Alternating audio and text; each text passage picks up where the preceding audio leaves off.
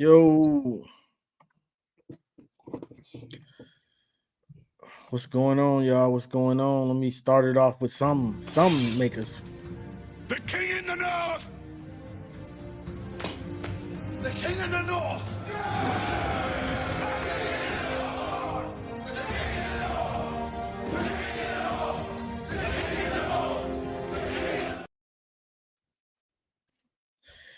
Yo, we back. I'm here with Marcus from a house divided and back of the bus also, and you know we saw it. So Boy, give did your we. thoughts. Give your thoughts on the game, bro. Okay. All right. All right. There was a lot. A lot from yesterday. Offensively and defensively. Right? Lot to talk about. I feel as though where we are right now, 2 weeks in, offensively, what we are not getting from a possession standpoint, from an offensive line standpoint, from a turnover standpoint, right? We didn't win the turnover margin for the first time in like 2 years because we threw 2 interceptions. Oh, why is this joint coming on so crooked? Because we threw 2 interceptions and a fumble from Coastal Leveland that just really makes you really scratch your head because it was just one of them plays. It's like, what are you even doing? I think, again, a lot of our problems that we have right now are driven by our offense. We can't possess the ball. We cannot hang on to the ball, not in the sense of not turning it over, not even in a sense of literally just picking up first downs and eating clock. We can't do it. We literally cannot do it. The first time we have to pass the ball, we're out of rhythm. I think that play calling, huge issue yesterday on both sides. I'm looking at both coordinators, and I'm like, on that regard, I have to give both of them their for equal share of criticism. On the offensive side, expanded role for Orgy. He's gonna play. Stop telling us that. Stop telling us that. The man took 4 snaps, and all 4 of them came on third down, and you did the exact same thing every single time. See, there's a sub story, there's a subplot to where our season is going on right now, and it has to do with the quarterback battle. And there's a lot of narrative going on with that. I don't want to go down that tunnel right now. We got time for that. We got time for that. But there are a lot of narratives going on about the QB battle that just aren't sitting right with me for a bunch of reasons. But the offense, Orgy, Donovan Edwards, lo and behold, in a big game, finding a way to average more than 5 yards a carry, and you give that man 6 carries all game. Mm-hmm. And he gets abandoned the run way too early. I text you in the third quarter when he popped back up. I'm like, man, I don't think this man played since the middle of the second quarter. Not that Khalil was doing bad, but you didn't lean on him either. They didn't lean on him. You did not lean on the run. You did not attempt to possess the ball. You were playing Franklin ball at some point, playing to get field goals to still stay in a 3-possession game. That is James Franklin level ball. Offensive line. Guys, we may not have a personnel problem as much as we have an identifying personnel problem. Because who watched Dom Judice? And God bless him. I love the fact that he's made a stride and found a way to get on the field. Because he's bounced around a little bit, right? Edge, defensive line. Now he's at center. Who looked at Dom Judice and said that that's our starting center for sure for the rest of the season? I watched Dom Judice in the first game, and where I got a direct comparison with him and Greg Crippen, and I could see that it wasn't going to be a thing. Yeah. Now we're watching him hold so egregiously that the D tackle isn't even fighting it. He's just allowing Dom Judice to try to fucking handcuff his arm behind him and push him downfield. And the only thing he got to do is just look at the ref because he knows the flag is coming. Not to mention the few times that, again, he gets pushed back because he doesn't have the correct pad level. How is that better than what you've been telling me Greg Crippen was for the last 3 years? Oh, he's only now do people start to see why I was feeling that way about Jack Tuttle? Because that's what they said about Jack Tuttle. Oh, Jack Tuttle only didn't start because he was playing behind Penix and JJ. He can be a starter. Okay, well, y'all said the same thing about Crippen, and you're letting Dom Judice start over him and not look good. That's what's really getting to me. That's what's getting to me the most. He's not looking good. He is not justifying on the field what you are saying about him off of it, which is going to continue to erode people's confidence in what you tell them. Like there are so many problems with this offense. And to me, the answer is so clear. The answer is so clear on why excellent clear. Yeah, I love Savada. Savada's a beast. He's a beast. But you have to be in position to make those kicks. And at the same time, those kicks probably don't do anything for you if you're just handing the ball back to the other offense quickly and allowing them to score touchdowns. Yeah. Kicking field goals don't beat touchdowns. Field goals only work if you are keeping other teams from scoring and possessing the ball. That is how Michigan has played football for the last 4 years. I don't know if this is we need to open up the pass offense, so we're going to be committed to passing more, and this is just where it ended up. But nothing about this seemed fluid. They stopped with the motions. Like there was no eye candy. It was very basic. And each and every time Davis Warren dropped back to pass the ball, if it wasn't within 10 yards, it wasn't a completion. How do you now riddle me that? Riddle me that. We have to have Davis Warren as our starter as a passer because he protects the ball and he's accurate. He passed for 80% accuracy in practice the week of the game. Not the whole camp. Remember when they said the offense was winning in practice? Yeah. Wasn't that odd to you? Wasn't that strange? Hey, that's Wink. That's because of Wink. Well, they shouldn't be winning. You said though they was tearing them up. Well, but they wasn't winning until the end. They wasn't winning until they got to camp. Fresno looked abysmal. The offense looked even worse yesterday, which better defense it should. Davis Warren was like 90 yards. He had about 90 yards going into the fourth. If you trying to tell me Alex Orji can't give me 90 total yards in 3 quarters. So yeah, let's talk about that because I feel like the way that they've handled the QB situation has allowed for a narrative to start to breed, right? If Davis Warren is this bad and they're not even allowing Orji to throw the ball, then 1 + 3 = 5, right? It got to be that Orji can't throw. I was never of the mindset that the first decision made was a sound one. So if you were of the mindset that Davis Warren was a better go for this offense than Alex Orji, and then you've seen it play out on the field, and then Orji doesn't even get an opportunity to show what he can do, that leads the layman to believe, oh, well, he must be worse. Oh, no. The coach sees him every day. There's no way that they can make a bad decision that could just lead to more bad decisions. Because now that he's chosen Davis Warren, he can't lay off of him quickly. He can't.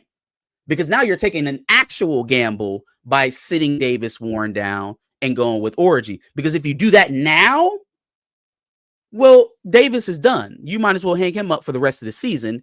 he's not going to have the trash. confidence to throw 5 yards. He trash. He's done. He done. He trash. But this is the thing. If you were smart, you would have set Davis Warren down. I know Joel Klatt was like, well, yeah, he needs to get more reps. You would have set him down. Now, what are you saying?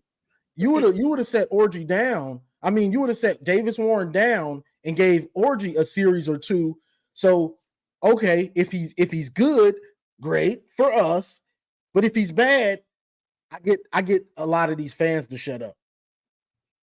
Yeah, I think. Yeah, you should have played Orgy a little bit, or at least just given him that's the most irresponsible part of it. Is not only are you not giving Orgy an opportunity to see if he can do better than Warren at what you're asking the offense to do, right? You're not setting it up so that when Alex Orgy actually gets on the field, that it's a threat for anything else to happen. You are setting them both up for failure. You're setting them both up for failure. You're marching Davis Warren out there and you're asking him to throw it all over the field. And that's not what he's equipped to do. You thought he was, apparently, because he had a great week at practice, it's just fucking me up, man. Because if Alex Orgy was your guy in the spring, if Alex Orgy was your guy coming into camp, if Alex Orgy was your guy walking into week 1, how in the hell is he so bad that he can't take over from what we're seeing from Davis Warren? Like, that doesn't make a lick of sense to me. For these people that are out here like, oh man, Orgy must be terrible if they won't give him a pass. Is it a possibility that they're just making another bad decision? Is it a possibility that the bad decision that we've seen in Davis Warren could be pounded by more bad decisions and saying, hey, I got to stick with my pick. I picked this guy. I have to give him the most opportunity he possibly can get to prove that he can't do it. Hold on. I'm going to bring you up in a second, Daniel. But this is my thing. You got to, once you got an idea in camp, once you get on the field and you actually see what your team is, now it's time to change everything up to what can we do successfully to win games. It ain't about, oh, I picked this guy. It ain't about that. It's about what do we do well enough on offense to win games. If there's not a dominant running game, Davis Warren hasn't shown that he's going to give you more than about 100 passing yards. Am I lying? At his best. So you need to decide, okay, I can try to grind this game out and run it down this team's throat the best I can, but you're going to need Orgy to do that.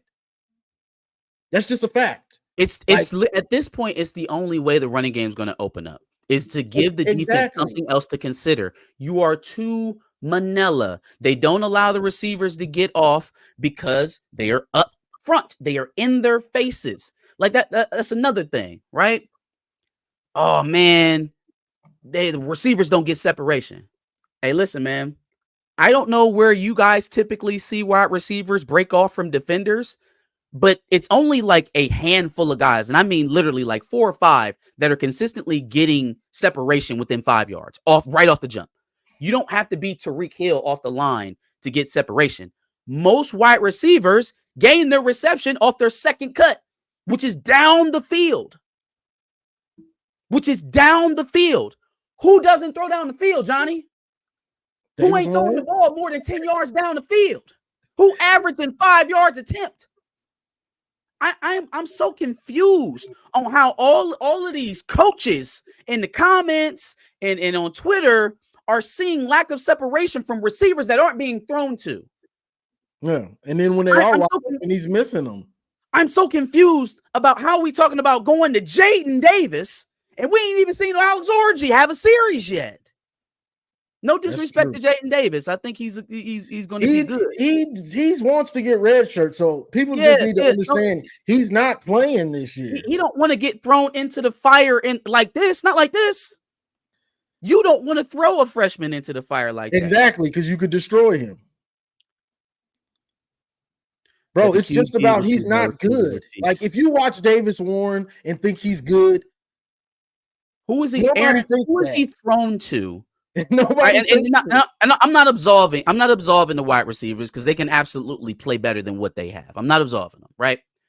Who has he thrown consistently to downfield enough for us to say he can't make that play? Has he thrown to Samaj Morgan enough downfield for us to know he can? Because again, the only time he did it, what did we get from Samaj? What did we get from Samaj? The only time he did it in this game, what did we get from him? The TD and garbage time. So help me see what you see in the wide receivers. I don't know. What up, Daniel? Help me What see. up? What up, Daniel? Man, I forgot what it feels like to lose. Man, I know. Me too. It don't feel yeah. good. I just watching that game, I felt like I was watching Don Brown all over again, and I feel like we have just picked up another Don Brown. It looks like he doesn't know how to call a defense if he's not blitzing. You know, that's what it looks like, kind of. Yeah. Or it's am too I missing complicated. something on the touchdown to Samaj Morgan? That was a touchdown, right? Yeah, that was a touchdown. Yeah. Mm-hmm. So when my boy Aaron here is saying that he was celebrating that catch so much that he missed the next play, was he supposed to be in on field goal or something, or what happened? I must have missed it. Or the two you talking about the 2-point conversion that they didn't get? He missed that play. Is that what you're talking about? Samaj celebrates after every play he makes. He scored the only touchdown. You don't know. He scored Yeah. the only Celebrates touchdown. every time. Scored the only touchdown. Come on, stay with me, man. Come on, Aaron. Come on. Scored the he's the only one that got in the end zone. Oh yeah, like I'm not feeling good about this season. Like even that offense performance, like it was garbage. Like we were hoping we'd have a 2021 type of offense like Cade McNamara, but I'd rather have that than this garbage product because this looks like a Brady Hoke like type of offense. This kind of reminds me of the game 10 years ago against Minnesota when we lost 30-14. Yeah, the offense just looks it's just bad all around. Like everybody's been saying they don't have an identity, and it's true because they don't know what you want to do. Harbaugh's not throwing it on 3rd and 2. Like it's just not likely. Not no 5 wide. Like it's just not what he would have did. So if you're trying to continue that with the smash mouth, smash, if that's your identity and that's your slogan, 3rd and 2, run the ball. Where did that mentality of I'm gonna run the ball 30 times in a row go? Where did that go? Yeah. Where is it? Hey, if we can't figure anything else out, we know we're gonna push these dudes off the ball. Because it wasn't like they didn't have anything going in the running game. They just abandoned it. How many times last year, even in his worst, would Donovan Edwards only get 6 carry and 4 of them come in the first half?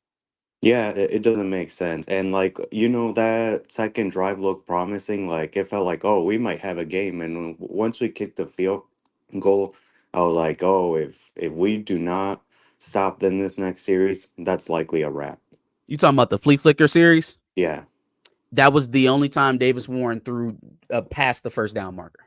Or one of the only times. It was like one of 3 times all game he threw past the first down marker. Yeah. That's right. And yeah, in 2 weeks our season might be a wrap. Like I'm gonna give them until the USC game to make my final judgment. We lose that one, I don't think we're even gonna reach the 12-team playoff this year. Oh no.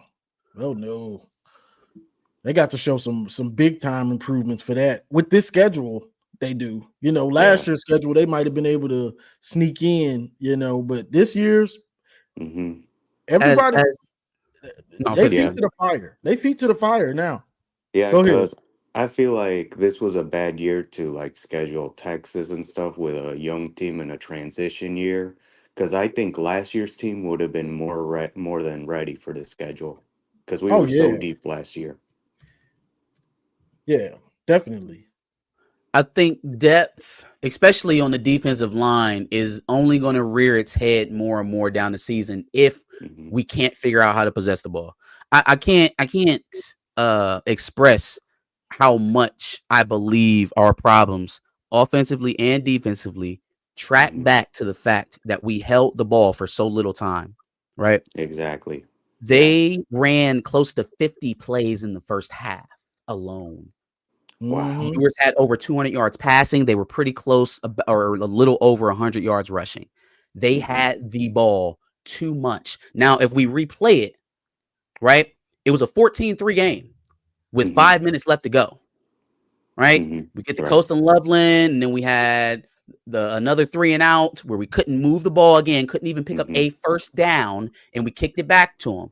First time we stop them for a field goal, which is, again, something that we have to recognize, right? There were a couple of times where the defense got set up with short fields and they forced field goals.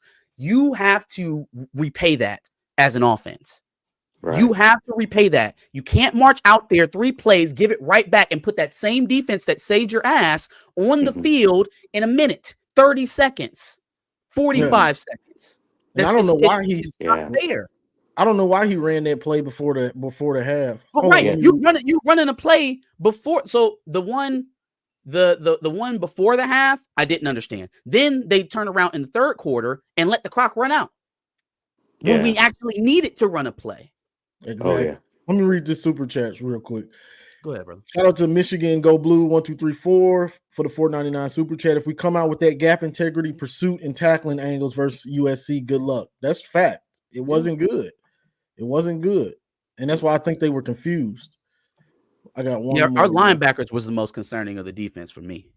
I didn't see Ernest Hausman pop at all. I know I should sleep on this, but I don't know if Moore is ready for a job like this. He might be too amateur. This is still Michigan. You could be right. I mean, I can't say you're wrong. Yeah, I personally don't think he's gonna get as much leeway as Harbaugh did. Oh hell, man. Like honestly, for me personally, he only gets 2 years. If by next year things get worse, we got to start looking for a new coach because most of our defense is gone next year, and like next year hell could break loose. Yeah, it's crucial. It's crucial, because we are gonna lose a ton on defense. Let me get to the next caller. Ora 82. You got any last comments, Daniel? Yeah.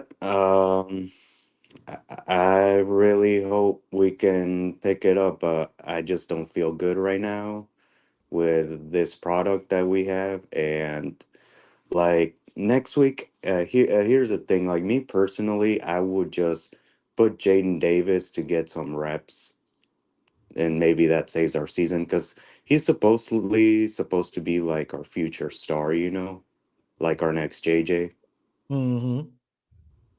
Well, he wants the red shirt, so his family.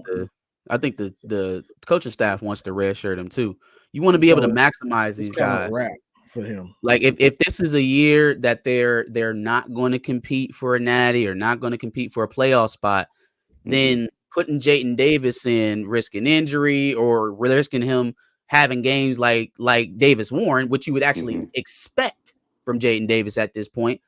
You don't know how that plays. You don't know how that goes in his maturation. Now you give him a little bit more time, maybe towards the end of the season. If this thing is wrapped up, you want to give him some games and there's no risk of burning his red shirt.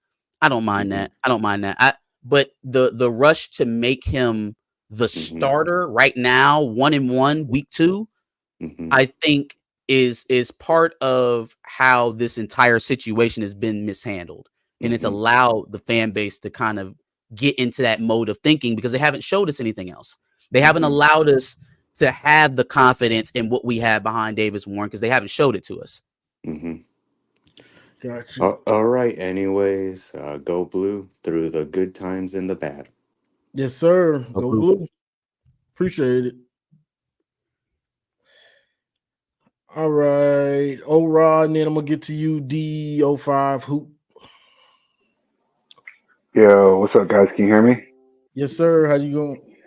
Hey, yes, sir. Hey, go Blue. Go Blue. Go Blue. Yeah, so I'm gonna all right, so I wanna kind of put these things in perspective a little bit too. I mean, listen, like my thing is like going into that game, I'm gonna be real with you. And Johnny, I wanted to call in before the season started because I wanted to kind of give some predictions. but I didn't get that chance. But my gut on Wink Martindale was 100% right. And I think you kind of had the same instincts too on this dude. Like, just hearing him talk, like, real cocky, like, coming in. You said this yesterday, like, after like he invented football or like modern defenses or whatever. It's like, man, like you got to come into college football, especially nowadays, with some humility and like an open mind, Yeah. because these coordinators, especially a coordinator like Stark, is like the best in the country. You know what I mean? And like that's kind of what leads me to my second point is that like yes, we took the L yesterday. I predicted a 30 to 20 loss yesterday. It was 31-12. Okay, like I really didn't see our defense keeping up with them, and the opening half really was like everything that could go wrong in that first half went wrong, and we got no breaks. So No. the first drive, not getting off the field on third down. Like the Terrible. first drive was like brutal because they got them in third down like three times on that drive, Third like long. third and longs. I think And we they, all were like, "Oh boy," because we're yeah, not used that's to when I was seeing it. like, yeah, I'm like, he's not. And like, you look back to Money Mentor, like he was clutch on third downs. Like they were getting off the field. And so that's why I was like, oh, that's not good. Um, and then, but like I was saying, like this Texas team is a team that is geared for the national championship. Okay, like Yeah. no, I don't think any realistic Michigan fans were planning for us to seriously compete for the national championship. Could with the current format, could we get into the playoffs? Yes, but like we also were kind of realistic. Like we're not going to beat like the Georgias or the Texases of the world this year. Okay. That Yeah. being said, that being said, game plans like the ones that these coordinators put out there yesterday are the type of games that get coaches fired. Facts. Straight up. I have no tolerance for what you were. Marcus took away a bunch of my points. The 5 yard curl routes on third down where Yeah. everybody's going to the sticks. That is unacceptable. I'm Yeah. about to get heated. Oh my god. Okay. That's basic Madden. Unacceptable. Yeah. That's the That's basic that's Madden playbook. dude. That is the worst of the Josh Gaddis playbook. That is the worst of the crap we were doing last year.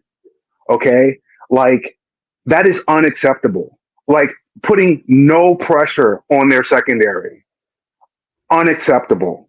They were basically Okay. just extra run defenders. The corners were just extra Yes. run defenders because Yes. they didn't have to get too far down the field.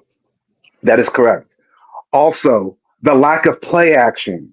Like the first play, if they were serious about that game, the first or second play of that drive should have been a play action go route. Like I don't know just why to they just didn't go deep on just to play. get them off the line of scrimmage, just to give them something to think about. Like like the hallmarks of the Harbaugh offenses were shifts pre snap, motion pre snap. Okay, they were doing that, but they've been doing the same crap that they've been doing for the past 4 years, and you saw Texas was all over it. Like you cannot come out here with the same playbook that you got from the master last year and bring that in here this year. It's a new year. You Mhm. have to do things differently, and so like that's the kind of crap that's going to get people fired. Like I'm predicting that Kurt Campbell is not going to make it through the season. Like a game plan like that against a USC team that is very beatable. Okay, yes, they are better than last year. Congratulations, USC. You don't have the 132nd defense in the country anymore. You're a little bit better, but this is a defense that we can definitely score on. Okay, game plans like that will get him fired. He will get fired before the first bye week with a game plan like that. It's unacceptable. The offensive line, in my opinion, I'm going to push back a little bit on you, Johnny, was not that bad.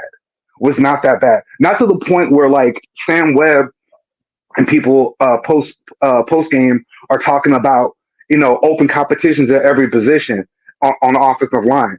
No, I'm not ready to. Not everyone, but definitely at center. Definitely Okay, at center. yes. Okay, you can talk about sin. I honestly, I only had one watch through. I haven't gone back and watched it again, but Gotcha. probably okay. But like, if you guys say so, then that. But like, it was not like Davis was back there running for his life all game long. Okay, and they were able to run a little bit, run the ball quite a bit. But the things that I'm talking about that like will get coaches fired are specifically the Benjamin Hill drive. Is that his first name? Bill Hall, the Benjamin Hall drive, Yeah. where he was at running back, running him 3 times in a row. When you're down 3 scores, Yeah, like fam, throw the play action, please. Please dump it over the middle of the custom level. anything, keep them off balance. Nothing. That will get a coach fired. The orgy package is a waste of a down. You are taking that down and throwing it in the trash when you put him out there. You're running the same scheme that we've been running with him for the past 2 years. You're not even attempting. No imagination, nothing, no wrinkle to it or nothing. Like these guys have been looking forward to this game all year long. If you think about it, because we probably did the same thing going into the playoffs last year, we probably had a dossier on Texas, just like they had a dossier on us in case we played them in the championship. So they had a little eye on orgy since January, since December. So you give them almost a calendar year to get ready for that orgy package. It's like y'all did not invent the Wildcat. Like the Wildcat has been around since the 90s. Bro, like that's the kind of crap that gets coaches fired. Taking downs and throwing them in the trash gets coaches fired. Wink. Not getting your defense off the field on 3rd down will get you fired. Like but listen, because I don't want to rant. Yeah, they had some breaks too. They got them in position a few times, and they just bust. Yes, yeah. All right, so like our safety number 7, Page, Makari Page. He almost had a pick. Like that was a bad drop. Guys were in position.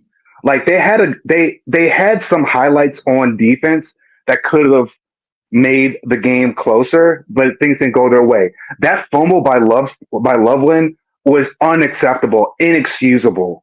Like he basically just no contact fumbled the ball.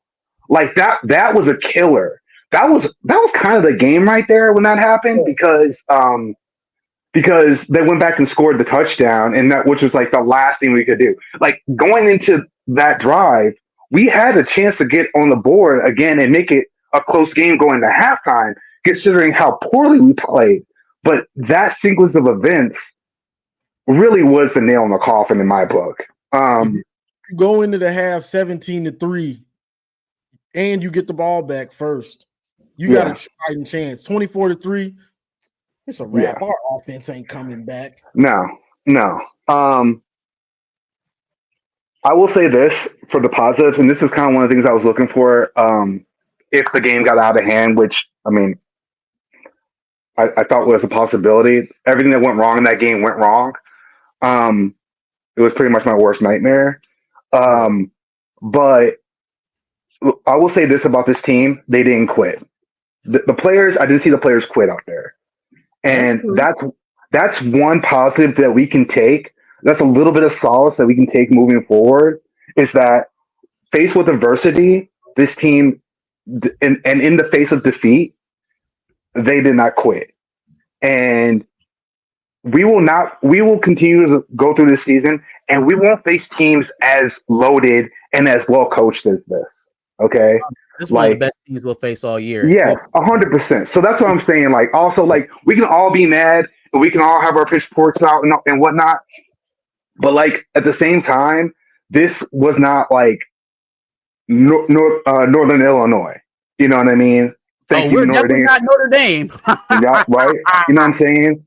Like, thank you, Notre Dame, for taking the spotlight off of us. I appreciate that. Good luck.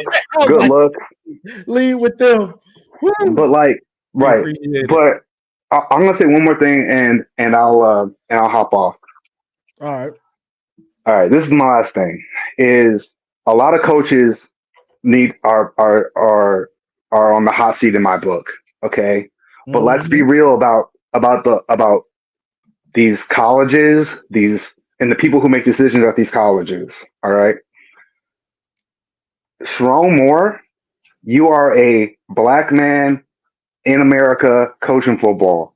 Your rope is real short. Okay, Fact. real short. That's a fact. Okay, if you're not winning football games, look at your boy over in South Bend. If you're not winning football games, you will get fired. Okay, like all this, like me, all this, like um, being like good for the press and being personable and being photogenic and like Wink said, he's a dude and all this kind of stuff. Like you're in those offices and those closed door meetings that they have, your leash is real short, homie. All right. So games like this need to be far and few between. Okay. There is no shame in losing to the number 3 team in the country. Okay. There's not. But there are teams on this schedule that Michigan should beat. And if they're not beating them, he will be out the door quick, real quick. So I mean that's pretty much it. I'll also say this in terms of like expectations, preseason expectations, because like I kind of have mixed feelings about Sam Webb because Sam Webb is the quote unquote Michigan insider. We don't see practices like you're saying, Johnny, but we get a lot of our information from him. He is the biggest hype machine. Okay, you have to take what, and I've learned this. I'm 41 years old. Okay, I've been listening to him for a long time. I've been listening to Michigan football for a long time. Okay, like when I hear he's got an 87% completion percentage in practice, I know that we are in trouble. Okay, we are in trouble because that is what you call a stat from the beginning, anyways, and it's embarrassing that Sharon actually repeated it himself in a presser to like stamp that that's the reason why Davis is the starter. That is some of the dumbest shit I have ever heard of in my life. Fam, right. Okay, first of all, Davis Warren's completion percentage, it's still high. It's high today. Currently, after 2 games, it's still high. It's got to be high 60s, hovering around 70. What has that gotten you? What has it gotten you? Not to mention that completion percentage in a controlled setting where the people who are defending you don't want to hurt you is bullshit. It's bullshit. It's like the man never played Power 5 football. You Practice can check is it not down the every time game. and have a good completion percentage. Practice is not the game, fam. I'm 80% with 100 yards. Oh, and great. Then again, I'm so confused. If Davis wasn't leading before he was throwing 80%, then what the fuck was Orgy throwing when he was leading? Like if it took Davis Warren to throw for 80% in practice for you to make that decision, then what really was the level of Orgy? Like what are we talking about? Are we talking about a 50% passer? Or are we talking about 72 compared to Davis's 80? Because I would sure take 3/4 of Davis Warren's passing if I can just pick up first downs. If I have a weapon on offense that defenses have to think twice about. But that number is pure propaganda because like that could be 80% in 7-on-7. That could be 80% on a specific drill or something like that. Like we don't know where that number is coming from. Yeah, you know what I mean? It down every time. Yeah, and like I'm with you, Johnny. Like at this point, like, can we at least see what Orgy can do in the series? Like what's the harm against Arkansas State? What's the difference? You know what I mean? Like you can't move forward. What was the harm in this game? We were getting we were getting torched. What was the harm for giving him a series? Yeah, I'm not ready to throw out the receivers yet because you're right. Like, what are they supposed to do? They're running 5-yard curl routes with a corner and a safety draped all over them. Like, what are they supposed to do? Like, when I see wide open, he misses them. Yeah, man. But like I said, like Wink is on notice. Campbell's on notice. Like, yeah, man. Like this season, it can still be a positive, but like it's just gotten harder. I mean, you saw Nebraska yesterday. Nebraska is not a slouch. Oh Okay, yeah, like they that's a game that if we don't come correct, we can lose. yeah, but they USC is a defense is game. nasty. And they fast on offense. They got some fast Yeah, dudes. USC is going to be a tough game, but that's a winnable game. That's not Texas. Okay, it's not Texas. Um, and then Oregon's going to be what Oregon is. Oregon's also looking very immortal too, you know. And then Well, they look very vulnerable. yeah, so yeah, I mean, this is still a pipe dream, okay? But I said in the beginning of the season, like they had four big games: Texas, Ohio State, Oregon, and USC. If they split those games, they can reach the playoff. Obviously, that's like I said, a pipe dream. Given the way, Every Big unless there's some Ten game, huge changes. every Big Ten Say it game again. is crucial now. Every Yeah. Big Ten game is Every crucial. game is crucial. And if they're talking about their dream, and I hate this line because it's very cliche, but it's also true. Like all their goals are still in front of them. Okay, but they need to wake up on offense, dude. Like, and then they need to look in the mirror and see what they're doing on third down. Okay, because I don't even have the numbers in front of me. It was like 11 for 13 on third down is unacceptable. That's on the coaches because that's showing that your players are doing something to stop the ball to get them in these positions, but they're not being put in the right place on third down.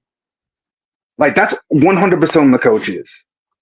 Because we know what this defense can do when they're coached well. We know what they can do on defense. They're the best defense in the country. Let me ask you guys this question. Let me ask you this one question, and I'll sign off. And I'll listen to what you guys. I've been on here for a minute.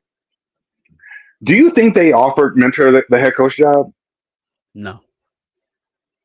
Yeah, I don't Because I mean, because our defense was the reason that we won a national championship. It wasn't the offense. That's who I wanted.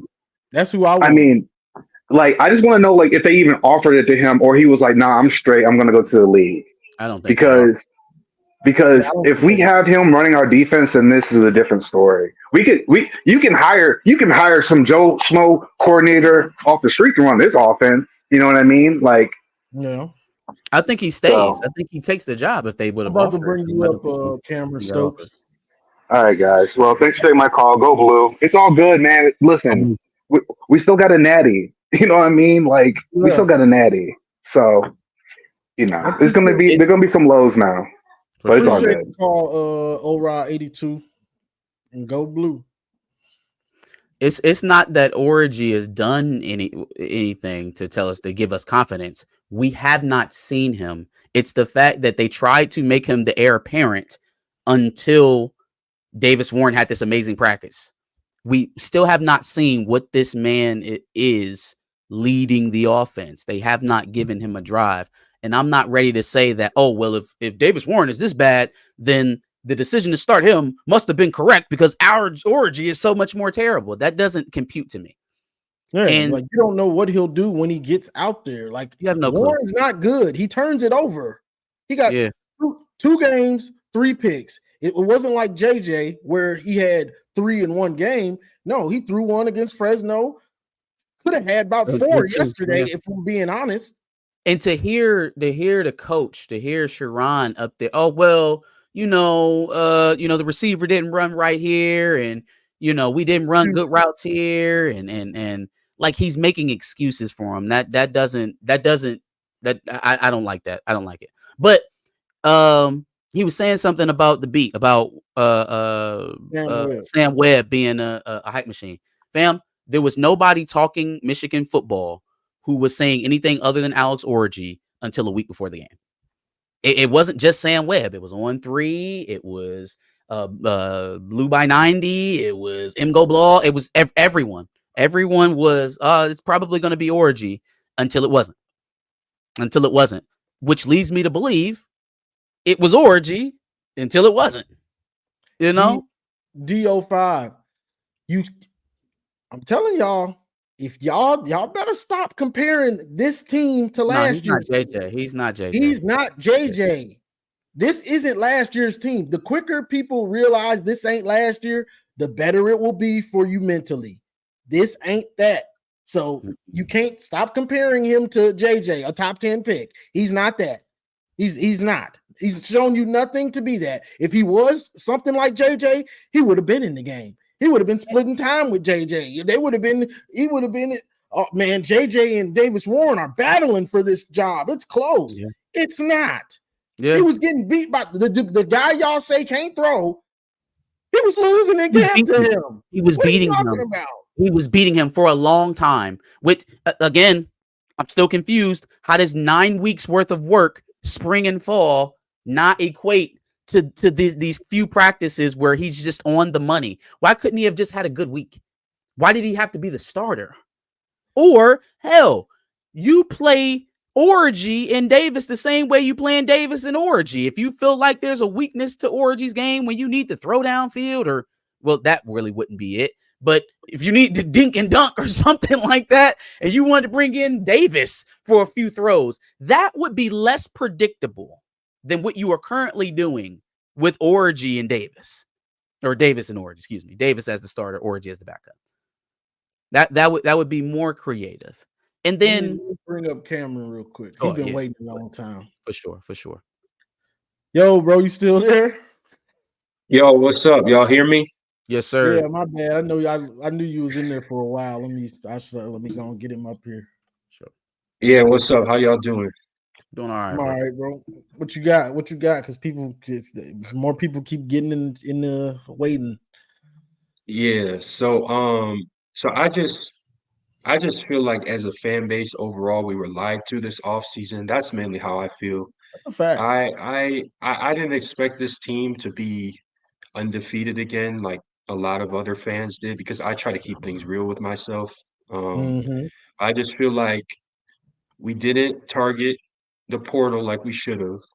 Facts. And we didn't go after a quarterback. And I think that's all a systemic issue from the top down. You know, we can talk about the whole NIL thing, but I feel like that's a big reason why we didn't go after a quarterback in the transfer portal. But my main thing is, and this is related to the offense. Where's the development from the receiver room? I've been seeing the same thing for the last 4 or 5 seasons now. We haven't gotten any great receivers in recruiting. You know, here and there we'll get someone that's pretty good, but I'm talking about the 5 stars, the highest level talent. That's the one position. We get the O linemen, we get the tight ends, we get the running backs.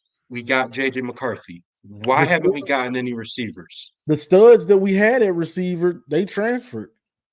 Exactly, and that's another issue. Anthony, Carmelo English. When we do get someone, we can't develop them properly. I don't understand it. So that's an issue. And my other thing is, and this has gone back to the offseason, but I feel like we need to evolve as an offense. This offense that we have right now is not, like y'all were saying, it's not the same as it was last year. The whole team isn't the same. In my opinion, I think what we need to do, and this will fix a lot of issues, I think we need to move more to a West Coast offense. That means a 49ers/Lions type offense. Yeah. You're still running the ball, ground and pound. That's still the identity of the team. If you watch those teams every week, it's still the identity of the team. But you get more vertical on the perimeter.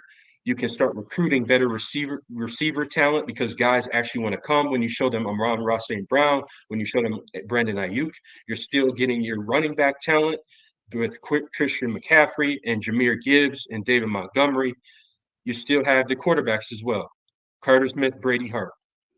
And that's what I think should happen.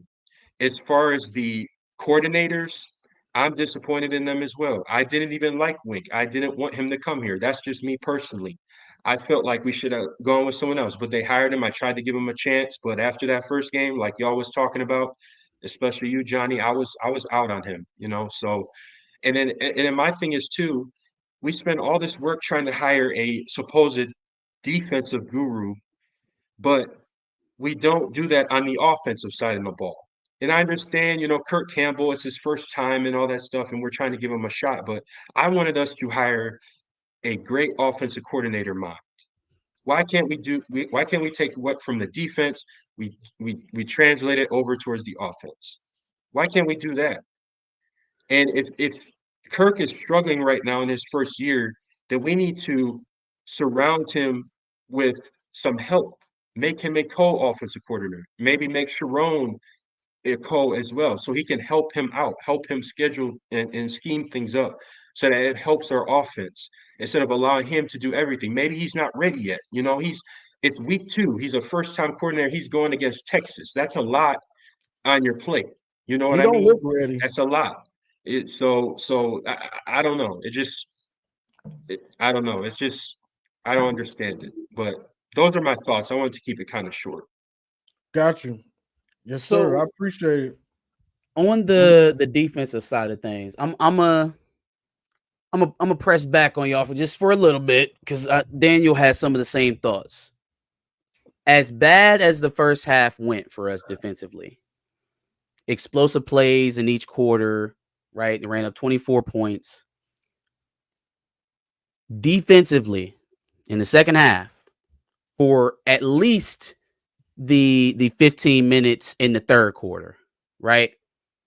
Michigan was lights out except for one play, except for the Ryan Wingo play, the reverse. Right, that was the one bust they had in the second half. They only gave up 7 points. That was the drive they gave up 7 points. Once they got to 31, they called the dogs. Right. That's why I'm not counting the fourth quarter. I'm not counting the fourth quarter. Like the entire fourth quarter, that was mostly when Davis Warren got his stuff together. In the third, they had maybe 3 or 4 possessions. Texas did. They scored 1 time. Okay.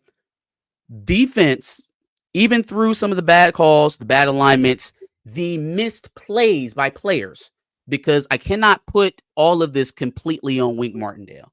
I don't think that he got us into 3rd and 21 by mistake, and then somehow he just fucked it up on 3rd and 21. There was a couple of times where at least on the touchdown, the first touchdown, Jair wasn't where he was supposed to be. Neither was Jimmy Rolder on a couple of those deeper passes. If they Jaysean Barham, if they confused, that's on Wink. But no, man. If players are missing plays on the field, we see it. We see it. Now, if you're not in position to make a play, that's one thing. They weren't in position on most of them. Jaysean Barham, I saw Jaysean Barham get juked out of his shoes by Quentin Ewers. That's not Wink Martindale. That is not Wink Martindale. That's not the only play. Barham was confused the whole game, bro. The whole game. Like, but if he's missing for Barham, he's gonna try to Johnny. That's not the defensive coordinator. Like, there's enough to blame on Wink Martindale already, without to blame him for missed tackles or guys getting beat 1-on-1. And that's what happened a lot yesterday. My thing is, they looked confused, bro. Like, that's not we're not coming from Don Brown. We saw Don Brown, and then we saw Mike. We saw Jesse. That defense is confused. Them dudes don't know everything. They're not playing confidently, though, man. Like it can't be confusion why Mason Graham's on his ass getting pushed 5 yards down the field. That's not confusion. It can't be confusion when the tight end has 100 yards in the first half and he's beating 1-on-1s. That's not you're not confused. There's a man in front of you running a route, cover him. That ain't confusion. There's a quarterback running in front of you. Running man, then it's not confusion. But if you're running a complex defense that you haven't been running, he's changed it. Then it is. My opinion, it wasn't that. I saw dudes that didn't have confidence in what the defense was doing. That's what it shouldn't have been that much confidence needed to cover a running back in the flat. You're a linebacker. That's your responsibility. That's you, confused, bro. He's confused. Johnny, confused about what? He's a 4th-year player. There's a running back screaming to the flat. Go tackle him. They got out-leveraged, out-flanked. They looked slow. And that's just Jaysean Barham. I ain't even started in on Ernest House. What's the common denominator from this? You got a new defensive coordinator. No, that's too easy. Bro. That's I got to excuses. blame him. That's excuses because you got new players too. That is excuses. If you Makari just Page boil was getting everything cooked. down to, oh well, Makari Page you the was only getting new cooked. piece, so it's got to be you. That's not fair. That's not It fair. is Because fair. we watched guys not make plays He's yesterday. got a history of not being good. He has a history of not being good. Yes. Wink Martindale? Everybody that I've talked to that knows something about him says, bro, he's not good. And I took up for him. That's not I saw it in the first game, like that's being hyperbolic. That's being hyperbolic. We're using the regency of this bad performance to say that the man's never done anything in football. We literally would not have a. You just said he's known for being bad. We wouldn't have a Mike McDonald, nor would we have a Jesse Minter without Wink Martindale. That's not what they do. What we watched yesterday. That ain't Mike McDonald. That ain't Jesse Minter. I didn't say he was them. I didn't say he started a game like them. I didn't even say he was as good as them. But to say that the man hasn't done anything to warrant a reputation is a little much. It's a little strong. I didn't say that. I got a video taken up for him. But I can't say after 2 games, I can't say, oh, Garrison, you weren't right. Or Chris, you weren't right. The people that said he wasn't that, I can't say that now. Now I'm like, I'm on y'all's side. Well, that's all well and good. I'm not going to make a determination on a guy who coached in the NFL in week 2. So now, if he come out and he run off 9 straight weeks of elite defense, then somebody got to eat crow for this because it's too early to say that the man can't do it. Especially when we watched players, we expected to be elite, not be elite. That is what happened yesterday. Why doesn't he have Mason Graham at DN? That's a dumb decision. Why is Mason Graham getting knocked off the ball for 5 yards? What does that have to do with you? You're getting outmanned. No, you are getting outmanned by the person in front of you. You're getting blown off the ball. That's not scheme. That's not thinking. That is, I am going to take your body and put it in another place. Nut up. That can be nut up. That's our best defensive player. If they're knocking Mason Graham around, we've got problems. If you're tired, you're going to get pushed around. Hey, Johnny, you're making a lot of excuses for the players that you're not making for Wink Martindale. You're making a lot of excuses. I saw too much stupid stuff from Wink to take. And we saw stupid stuff from the players too. But you're not holding them accountable. Confused. I saw confusion. I saw Barham confused last week. That's why I'm not taking up for him. To play football, to play defense or football well, you have to play fast and not think. I saw guys thinking. I saw them throw to the flat to Jair Hill, and he was thinking. I saw guys. A guy goes to the flat again. Nobody goes. They're thinking. If the guy's not reacting and playing football, you're the coach, bro. If you're the coach and your players aren't executing, it falls on you. That's fair. No, you're right. If the players aren't executing, that is on you. That doesn't mean that the players don't have any responsibility for making the plays they should make. Too many of our. I know Makari Page is. I've never seen Makari Page play like that. He's been starting for 2 years. I can't take up the Wink. But you said it yourself yesterday in your postgame, Johnny. He was getting beaten man coverage. Man coverage is the same thing under Jesse Minter as it is under Wink Martindale. Stick with your man. That's not confusion over scheme. He just got beat. He got beat, and it's okay to say that he got beat. That doesn't mean Wink Martindale don't deserve no criticism, because he absolutely does. Each and everything that happened to this defense was not Wink Martindale's fault, though. These players have to play. We thought we were getting an elite defense. We thought that we had elite players on that side of the ball. Elite players don't get beat to the flat. Elite players don't think when they have a running back in front of them. Elite players don't get beat consistently by a tight end. If you're in this is what I'm saying, but you're not getting this part, bro. If you've changed scheme and you're confused about your scheme in general, you can't play fast, bro. It's still the same. They still have 2 D tackles. They got 2 edges. They got 2 linebackers. They got 5 defensive backs. They got the same personnel on the field. The scheme is different, bro. You could watch the TV copy and see that they're doing different things than Jesse did and that Mike did. It was obvious. Like they went from a 3-4 to a 4-3. Like they went from a 4-2-5 to a 3-3-5. They did not change their schematic alignment. They are just doing different things. Did you see some? You saw some of these stupid alignments on the D line. You saw them. Okay. Okay. Yes. So they're doing different things, bro. That was dumb. When I'm saying that those were on inopportune downs. I've already criticized them for that. What I'm saying is they're the players. It's the Jimmys and Joes at the end of the day, right? And there are times in those series where I criticize Wink Martindale for decisions that he make. I cannot criticize Wink Martindale for missed tackles. He can't make a person tackle. He can't make a person stay with a man and cover their responsibility. You were supposed to be in a place, you weren't there. And if you're too confused to decipher, then maybe somebody else should be there.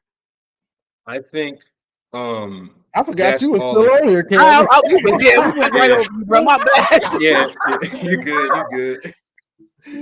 So I just think all that relates to coaching. Just they're not teaching the techniques. Exactly. That's why I'm blaming the coach, bro. I think like for Johnny Mason was saying, Graham, you think it's coaching when Mason Graham gets pancaked? That's coaching. I mean, Mason Graham, the guy alignment. Maybe his pad level's not. Maybe error? on that play, his pad level was not well. We don't know. We don't know what Mason Graham. And that's a coach's fault. Mason Graham is the best player we have. I know, but no one's perfect. They still make mistakes. So wait, they're the players. I just want to make sure I'm understanding you correctly. So Mason Graham is the best player on our defense, right? And if Mason Graham doesn't keep his pad level when he's supposed to, and I'm assuming that he's been coached to keep a low pad level for the last 3 years. If he doesn't do it and he loses a battle, that's Wink Martindale's fault. Not even. I didn't even say it was Wink. I'm just saying it's a coaching thing. Because I haven't heard you mention any other, but Lamar Morgan. We ain't said nothing about Brian Jean-Marie, who's new. We ain't said nothing about Luis Esposito. But it's on the defensive coordinator when he loses a physical battle. Maybe it isn't. Maybe it's everyone's fault on defense. Yeah, I can go around with the blame, but I seen enough from Wink in general yesterday and Fresno. He's definitely not helping. He's definitely not helping with some of the schemes he's running. I'm not trying to take y'all. I just want y'all to give the players a little bit more responsibility. That's all. I said Macari got beat on my video yesterday. I said, yeah, I know, but now you blaming it on Wink. I blame him too. My last thing is with Wink. I just think the adjustment from him. Okay, he hasn't been in college for like 20 years. He talks like he's still trying to coach like he's in the league. This is college football. You have to simplify these things for the players. They don't understand all these NFL schemes. They're not in the NFL. He hasn't been in college for 2 decades, and he's trying to still coach like he is in the NFL. This is not the NFL. The college game is different. Yep. And he talks like he's been in, like he has been in college. Like, bro, you ain't been in college in so long. Exactly. That's my main issue with Wink. I feel like you guys were right, especially you, Johnny, with him changing things. I think he's changing too much in one offseason. These players already knew what they were doing. He was putting too many complicated things in for these players. They got to be able to just go. They can't be thinking so much. They got to just go and play. Just strap on your pads and just go. They're thinking too much about too many things at one time. So that is my thing on Wink. I think he's a decent coordinator, but I think he just hasn't been in college for so long. He's kind of out of tune with some of the things you got to be able to coordinate at the college level. Got you. You got anything else, or I'm gonna move on to Issa because we got calls backed up. I forgot you was on. Nah, you're good. You're good. I'm sorry back into the mod chat now. Yeah. All right, Cameron. I appreciate you. Yeah, you too, man. Take care, y'all. All right, bro. Yeah, me and Marcus, we having a big time discussion. This is big discussion. All about Cameron. Let me bring you up, Issa. Hey, can you hear me? Yes, yeah, sir. I hear you, bro. All right. Hey, I've been watching Michigan for like over 20 years, maybe 25 years. Yesterday was the first time I turned the TV off before halftime. And I saw Loveland with that dumbass fumble. And then they scored like right away, right after that. And he's supposed to be the top tight end in the country. The top. I think he was just trying to make a play and got in his own head. Didn't even tuck it. That's what I was like. Why did you didn't instantly tuck it? Like, it was puzzling, and it was Listen, like, all right, we're not winning. We're not winning this. Yeah, the QB is trash. Don't get me wrong, but that was a drive that, I mean, if we scored there or at least got a field goal, we were coming back. Yeah, it makes it real. And then you got the defense on a short field. I mean, it's bullshit. But I came in a little late, but I have some things I want to say. First of all, Sherrod Moore is not on the hot seat. This is his first year. You saw what he did against Penn State and Ohio State last year. He's legit. He was put in a tough spot. Harbaugh left late, and the NCAA investigation is still going on. He took Jesse Minter. He took that strength and conditioning coach, which the players all said they love. Like, that was a big blow for them. A problem we've had forever is we don't have any wide receivers. And I hate when people make excuses for them. They're undersized and they don't get separation. And you have Samaj Morgan on these screen passes. He'll catch the ball, but then he'll go in the wrong direction.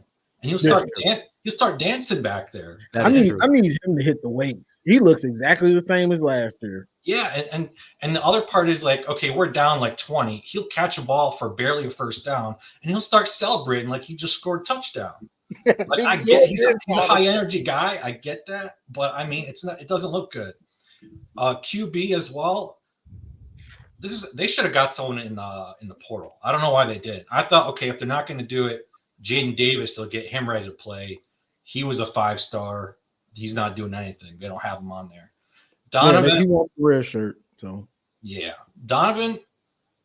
Obviously, he's the top back in the country, one of the top ones. He just has no vision at all. If he's in the open field, yeah, he can go for 50, 60 yards. He averaged close to 6 yards a carry this weekend. They just didn't give him the ball. I don't know, man. I've seen many times where there's the offensive line makes a hole for him and he goes the wrong way. I know we look at, we kind of look at the game as for what it is and the results and just kind of take it for that. But sometimes, like with the wideouts, we talked about this a little bit earlier. I don't see how we can reasonably evaluate how much separation the receivers are getting when we're not throwing the ball more than 10 yards down the field. The guy that we currently have committed our entire offense through from quarter 1 to quarter 4 for the last 2 games is averaging around 6 yards a pass for the last 2 games. You don't have to be Tyreek Hill, right? Like, most receivers don't win within the first 5 yards. Separation is created downfield. So if we are consistently not throwing the ball downfield, how are we seeing this lack of set? Can they get open on a slant? They don't need to go. I mean, I get it. You're saying they need to go downfield more, but we can't even make simple passes. And if we're talking about the QBs, they committed to Davis Warren because Orji could not throw the ball. How do you know that? Did you see last week? How you know that? How you know that? Did you see the pass last week? That was one pass. He threw 2 passes. Pass. He throws it 4 yards in front of the guy. Okay, let me. He threw 2 passes last week, right? Both of the passes were the same distance. Why is the skip pass held to so much more of a, oh my God, he can't throw, and we just throw the touchdown pass away, and it was the same throw? It was the same throw. Now, if we're saying he's inconsistent, he'll give you a good throw, and he's going to put one in the dirt. That's something I can digest because that's something that we've seen. Yeah, we've seen that. But what we haven't seen is, Alex Orji just absolutely can't throw. They literally haven't given the man a series. And until they do that, we have no fucking clue what we have in Alex Orji. I just don't want to get caught up in all the fan base narratives, all the practice, everything they do. They'd say, okay, Orji's better, but we don't want to play him. No, he's inconsistent, but too much. I think that both Alex Orji and Davis Warren have been on this roster for multiple years. Right. And the quarterback that they have consistently tried to get on the field has been Alex Orji. And Davis Warren has been there that whole time. Actually, Davis Warren was on this roster before Alex Orji. It seems like at some point, Alex Orji passed him in the pecking order and then got back behind him. That's what I don't understand. Usually, if a quarterback is progressing, especially a quarterback in an earlier class that you are putting in front of him, that typically suggests that he's progressed as a passer. I don't think he's practicing read option all fall. I don't think he was practicing read option all spring. So then how could that guy get first go in spring, get first go in fall, and then the last week of practice, I know I've repeated this a lot, but it's still mind-numbing. The last week of practice when we're supposed to be specifically game planning for an opponent, that is when the quarterback situation flips. And again, it's not my opinion. It's not my thought. This is what Sherrone Moore told us. He told us, man, Davis Warren threw for like 80% in the last week of practice. Alex Orji didn't lose it. Davis just took it. So again, we took a guy in a controlled situation where he wasn't being pressured, took his practice completion percentage, and that is what determined his starting status. Not the fact that he was consistently beating Alex Orji as a passer all summer, because that is not what anybody was telling us, including Sherrone Moore. So if we're getting this product from Davis Warren today, where are we getting this idea that Alex Orji couldn't possibly be any better? So you think he should start the next game? I think you should at least give him a couple of series to see if the offense moves better than Davis Warren. The name of the game is possessing the ball and getting scoring drives. For whatever reason, whether it's throwing the ball to himself, catching it and running it down the field. If Alex Orji is able to do that more efficiently than Davis Warren, then it shouldn't even be a question. We'll see that. Okay, so that's fair. But I was going to say, sorry, John, go ahead. I mean, my thing is, it's not like Davis Warren turns it over. He turns it over for one, locks on receivers. He gets guys knocked out. He gets those dudes popped. And he's only giving you like 100 yards a game, really, bro. Like, so you really ain't got nothing to lose if we being 100 about it. Because what is the high end passing game we're giving up by putting Orji? I know what we gain by putting Orji in, right? Obviously, the quarterback run should ease up some of the attention on where we want to run the ball, which is between the guards, duo, inside zone. It should ease that up a bit. What are we losing in the passing game by not having Davis Warren on the field? All right, so what do you think of Orji starting, Mullings being running back one, and Donovan being out there out wide? Because we know he can catch. I think if they want to throw Donovan the ball, then yeah, the slot is probably the best place to do it. I haven't given up on him as a runner, but if they're thinking that he's more useful catching the ball and then running, that's fine. You just got to get him the ball. I don't want to go into any more games and seeing that Donovan Edwards only got 7 touches. That just is, it doesn't make you're not trying. Who's been performing better, him or Mullings? Be honest. In the run game, I would say Mullins this year for sure. Yeah, that's what I'm saying. He should be running back one. That's all. Like, well, I'm not giving up on Donovan. Even if you're running back one, right? Like, so Haskins and Corum. Yeah. There was a running back one, running back two relationship there, but they still were carrying it 15 times a game plus. You know, if we can get back to that, but that see, like short yardage situations, it should be Khalil. Exactly. And we had like a 3rd and 2, I think it was 3rd and short, somewhere in the first half. They put in Orji. They took out Davis Warren and they put in Orji. Everyone knew Orji's going to run, and it's obvious. Yeah. Oh yeah. Yeah, so the things that they're doing with Orji right now are super obvious. But is that a knock? Just like we were just talking about coordinators, right? Is that a knock on the guy calling the play? If you run the same play 4 times in a row with the same guy, or is that a knock on the guy? It's the play. It's the coach. It's the play. I didn't enjoy seeing him out there because I knew what he was going to do. The defense knew what he was going. Everybody at Michigan Stadium knew what he was going to do. Yeah. Too obvious. Way too obvious. I've been on the call a long time, but I just had one more thing to say, 1 or 2 more things. On the defense, the Texas offensive line is huge. They're like 350 pounds. So, yeah, they were getting pushed around, but Kenneth Grant was getting tired. That's the thing. Last year we had depth. This year we don't. Yeah, them dudes were gassed. They were gassed. Yeah, it's hard to get a breath when you giving up 3rd and 20s. You thought you was going to be on the sideline drinking Gatorade. Every time it was 3rd down, I'm like, oh, they're going to convert. I mean, I'm like, oh, we're going to get off the field. Nope.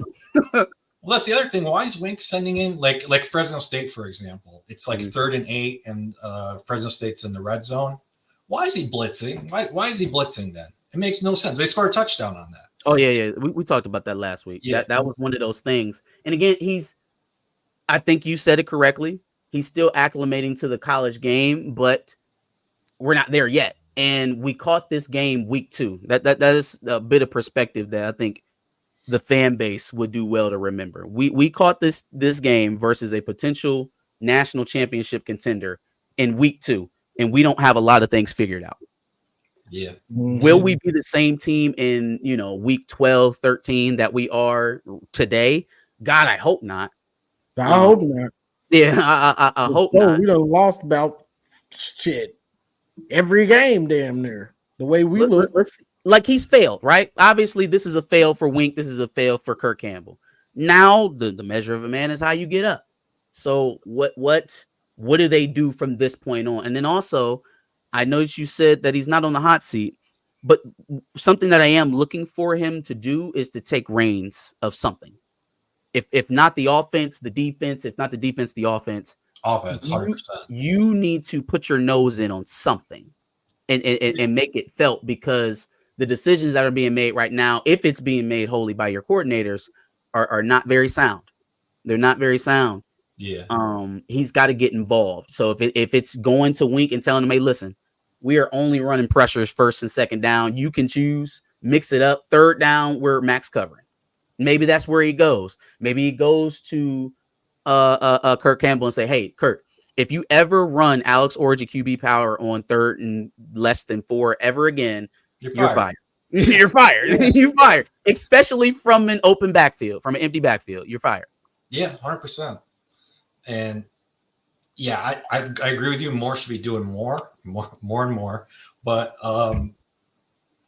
I really think we need to change our expectations for the team. We knew we were losing 1 million guys to the draft after last year's championship. Texas is a top 5 team in the country. They have Heisman. Their quarterback, he's a Heisman. He's going to be the Heisman winner if he doesn't get injured, I think.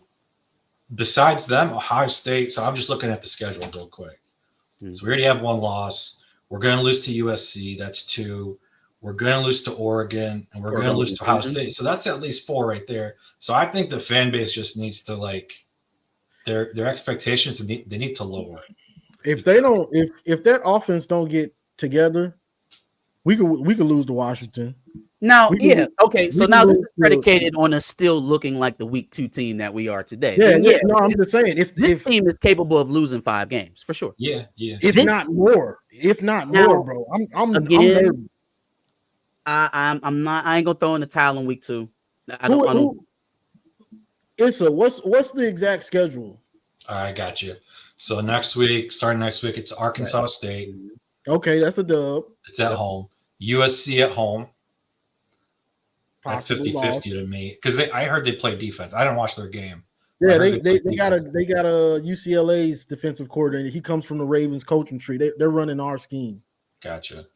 Minnesota at home. It's possible if the offense looks like it did. I'm going off of that. Yeah, it's possible. It's not guaranteed. Like we you get what I'm saying? Yeah, for sure. We play at Washington. Possible. That game worries me more than any other one you just said, because Jetfish knows us, and it's one of our only big games on the road. Washington scares me more than USC, to be honest with you. Oh, wow. Okay. At Illinois. Possible. Yeah. Michigan State at home. Think we gonna lose the bro? They be playing defense. I'm just saying, I'm just looking like if the team is what it is right now, which you hope they get better. I'm just saying I have to project that they're going to get some at least marginally better than what we showed. How much is that? Is that in the passing game or is that in the running game? Come on, y'all. Listen, I know we're sore right now, but we cannot be this hyperbolic. Oregon showed some weaknesses last night. They almost lost to Boise State, right? Yeah. USC, as much as we think that they've come along, right? This is the first year of a new defensive coordinator. How often does it just completely change overnight? Like they could still have some growing pains. Let's chalk everything up to a foregone conclusion. But like he's saying, I'm wilding.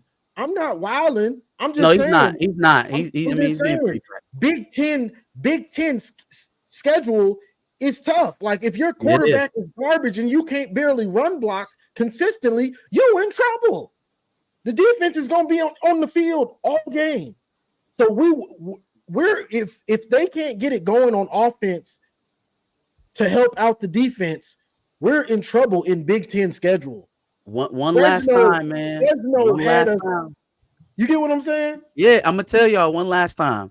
The name of the game is possessing the football. That is how Michigan conquered the Big Ten. That's how they won a national championship. They took the ball away from the opposing team. They scored on drives.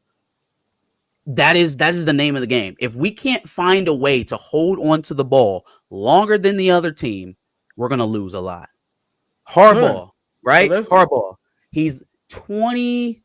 I think he's 20-1 when he has a 100-yard rusher in a game. He's like 100. He's like 119-1 or something like that when he wins time of possession. Yeah, simple. It's simple. Possess the ball, run it. Yeah. So that's my worry. Like if we can't run it, because Davis Warren, if he's gonna be the starter, he can't win you games by himself. He can't do it. He's not good enough to put the team on his back. He's barely getting 100 yards. Yeah. He had 90 going into the fourth against Texas, and he had like 100 in the fourth in garbage time when Texas was like, okay, whatever. They completely took the reins off. We're going on to the next game. Like you hear Sherrone Moore talking about that, and maybe that is a confidence builder for Davis Warren, regardless of who's on the field. But like, I want to hear more forward thinking. Like, I want to hear, obviously, we're still behind Davis, but today wasn't good enough. Like, we have to be better there. And whatever that means, that's what it means. Like, I need to see that fire out of him. He's treating this quarterback situation the same way he treated Carson Barnhart at left tackle. It was apparent early that Carson Barnhart couldn't play left. He couldn't play tackle, right? Carson Barnhart stayed at that left tackle position until the Ohio State game, until Zach Zinter got hurt.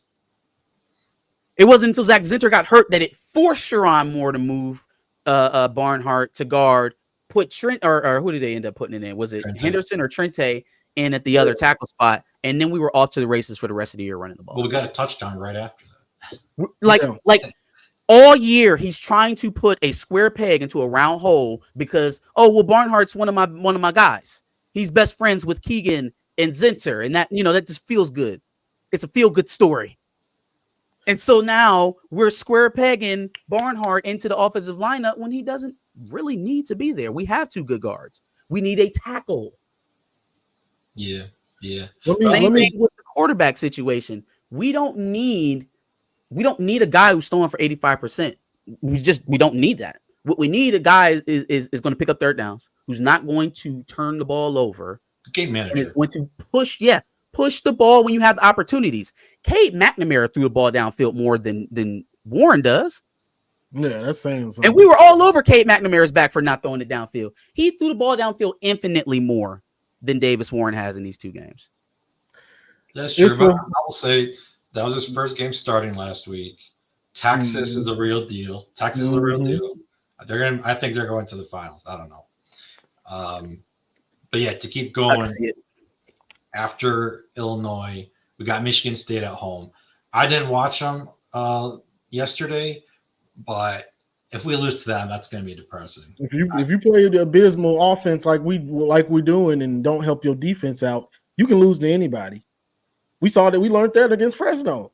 That game was close before we took over. Will Johnson is what won us. I mean, Will had that amazing pick six. You get what I'm saying? So. Yeah. Big Ten play, and that's not Big Ten play. Big Ten play, teams are consistent with what you want to do. They're comfortable playing you. It's not a big deal to play Michigan if you're at Minnesota or if you're at Michigan State or wherever. You know what I'm saying? Yeah. Let me get to the rest of these callers, bro, because they done backed up and they've been waiting. For taking the call, man. Appreciate you, man. Yep. Yes, sir. Go Blue. Let me read this super chat, and I'm gonna bring Steven and I'm gonna bring Juju up. I'm gonna bring y'all up at the same time. I'm gonna try something. I'm trying something now. Let me read this. Appreciate the 199 super chat. If they don't improve, this could be a 4-win team. I hate to say it, but they got to show improvement on offense, bro. I'm nervous about They do. But y'all are think I am the president of the Alex Orgy fan club. But like I think if he's keeping his mind square, right? If he's somehow kept himself focused and ready for the moment, if he's done that, when you get a chance to see what the offense looks like with the threat of the quarterback taking off around the corner, I think everybody's going to have a collective sigh of relief. It ain't going to be perfect. It's not going to be Tom Brady or Chad Henning, but I think he gives you an opportunity to continue picking up first downs and move the ball downfield and get the ball in the hands of the guys it needs to get to. Got you. Julie, let me read this one and bring them up. Julius, appreciate the $5 super chat. Too much talent on this team to look like that. The lack of urgency and aggression in the portal after a natty is inexcusable in hindsight. Please start us off on the portal next, because I've heard we've talked about it a few times, and I haven't gotten to actually comment on it. But when you bring them up, start on the portal. Got you. Yo, what up, y'all? What's going on, fellas? What's good? I guess whoever want to start, go ahead. You can go ahead. All right, so I will start at the portal. So I'm not to the belief that a portal QB is needed every year. Here's why. One, it shows a lack of belief in your recruiting, or lack of common sense recruiting. Two, it shows that the people you have there, you don't believe in them, because the last three Big Ten championship quarterbacks were two guys, Cade McNamara and J.J. McCarthy, all recruited by Michigan. I think this year was they had enough belief that, we can get a stopgap guy because our offensive line is going to be this. Our team is supposed to be this. So we just need a quote-unquote game manager. You weren't going to have another JJ. We knew that. But we got Jaden Davis, and I'm going to get to him in a minute because, Johnny, you know my saying, if you got two upperclassmen playing like freshmen, you might as well play the freshman. If you got somebody that you can depend on, maybe a Davis one or a Jack Tuttle, you don't need flash, because DJ Uiagalelei was a great high school quarterback. In the portal, look at him now. Is Florida State devoid of talent? No. Everybody's not Cam Ward. So basically, it's going to be hit or miss with the portal QB. No portal QB was going to save them this year with that offensive line the way they're looking. Not this early. Not one. You can Cam Ward, if he was in Michigan, they probably would have still lost that game. It just would have looked better. In my honest opinion, it just would have looked better. They would have made more plays. He can throw down the field, but he can't make the wide receivers play better. He can't make the offensive line block. He can't make Colson Loveland not fumble yesterday. Who knows what would have happened? And that's just my opinion. Now, as far as the overall team, Jair Hill, and I hate to call these guys names because they're young. I'm 43. These are young men and kids. But I'm just going to do it. What I would do during the off week, I would have an open competition, because Prevy, Jadise, and Evan Link, those guys can't play. I'm sorry, they're just not that good to me. They're not to me. Jair Hill is not that good to me. Macaulay Page has been in college 4 or 5 years, and Connor Helm was killing them. It's like, dude, like you said, man coverage. This is your man. Texas was doing nothing but motion and play action. And by the time, it's almost like the guy that's motioning, 99% of the time, that's the guy they're going to throw the ball to. So you let him, seconds and then pitch. You let him catch the ball, and it's like, and they were juking. I'm like, dude, you know they're going to throw it that way. So by the time they catch it, they already running upfield. So you got a bad angle already. They got 4 or 5 yards on you, and it's all that stuff that Jair Hill fell for it all game long. I saw the defensive line get tired. I saw the linebackers play poorly. But I'm going to have to agree with Johnny on this one. A lot of you got to put that on Wink. Here's why. We have Mentor McDonald. The godfather of that defense is Wink Martindale. So I don't care how long he's been out of college. Defense is defense. Like Devin Bush said, defense is blocking and tackling. That's football. Blocking and tackling. That's pretty much it. I can tell you what to do. So you had a point, my man. I don't know your name. You Mark. can't put it all on Wink, okay? But you got to put them players have to play. Stop thinking and react. When you are back seven, anything past defensive line, you got to react. You can't be thinking. Because if you see the ball in the air going to the wide receiver, you go hit him. That doesn't take thing. You see the ball, go hit him. If you see the motion, go you ahead. think you cooked. If Oh, you're okay. thinking Yeah, on the field, you're cooked. exactly. You got to go react. That's football. See, a lot of this is what you don't understand. People talk about, well, Wink is too NFL mind, and he has an NFL mindset. That's where he came from. These guys are trying to make it to the NFL. You can't have a playoff game like that and then expect to, get to your locker and have a game or a job. That's how people lose their job. That's how people lose their home. Say you just got a house with your wife and she's pregnant, and you go have a game like McCarty Page. You got to go home and tell your wife, baby, I got cut. We got to move.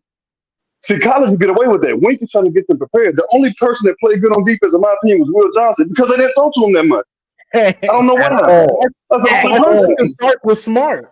Why would I Right. trade a player that can make a game-changing play? Well, and that's Exactly. where I have to. That is another point that I will give against Wink Martindale. Again, I told you, there's plenty of shit to criticize the man for. I just ain't criticizing him for missed tackles. But he changed Will in week 1. Will followed the best receiver around the field. Week 2, Right. he played boundary. Why is first of all, why isn't he playing field if you're gonna make him play a side? Number 1. But number 2, why is he not sticking with Isaiah Bond? A lot of the times when Jair Hill was getting routed up, it was either Isaiah Bond or it was the other Golden. Was it Golden? Golden, yeah, Golden. Right? They were going. Why are we not matching our best corner with the best wide receiver? They were going. But yesterday they had three of the best. But yesterday they had 3 guys that were killing them. So Will can't cover. He ain't Jesus. Yeah, he can't cover all of them. Right. I get that. He can't cover them all, but he can damn sure follow the best one and at least give us that advantage. Like you got him sitting over here on the boundary. They're just not gonna throw to him.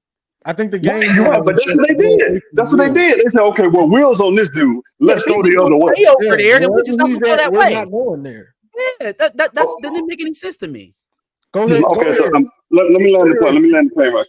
So finally, like I said, I do think the offensive line need. I don't know what Gentry is. I don't know what's going on with that, and I'm disappointed with Coach Moore because you had 2 Joe Moore award-winning lines and the semifinalists. They should have won last year. We know why they did.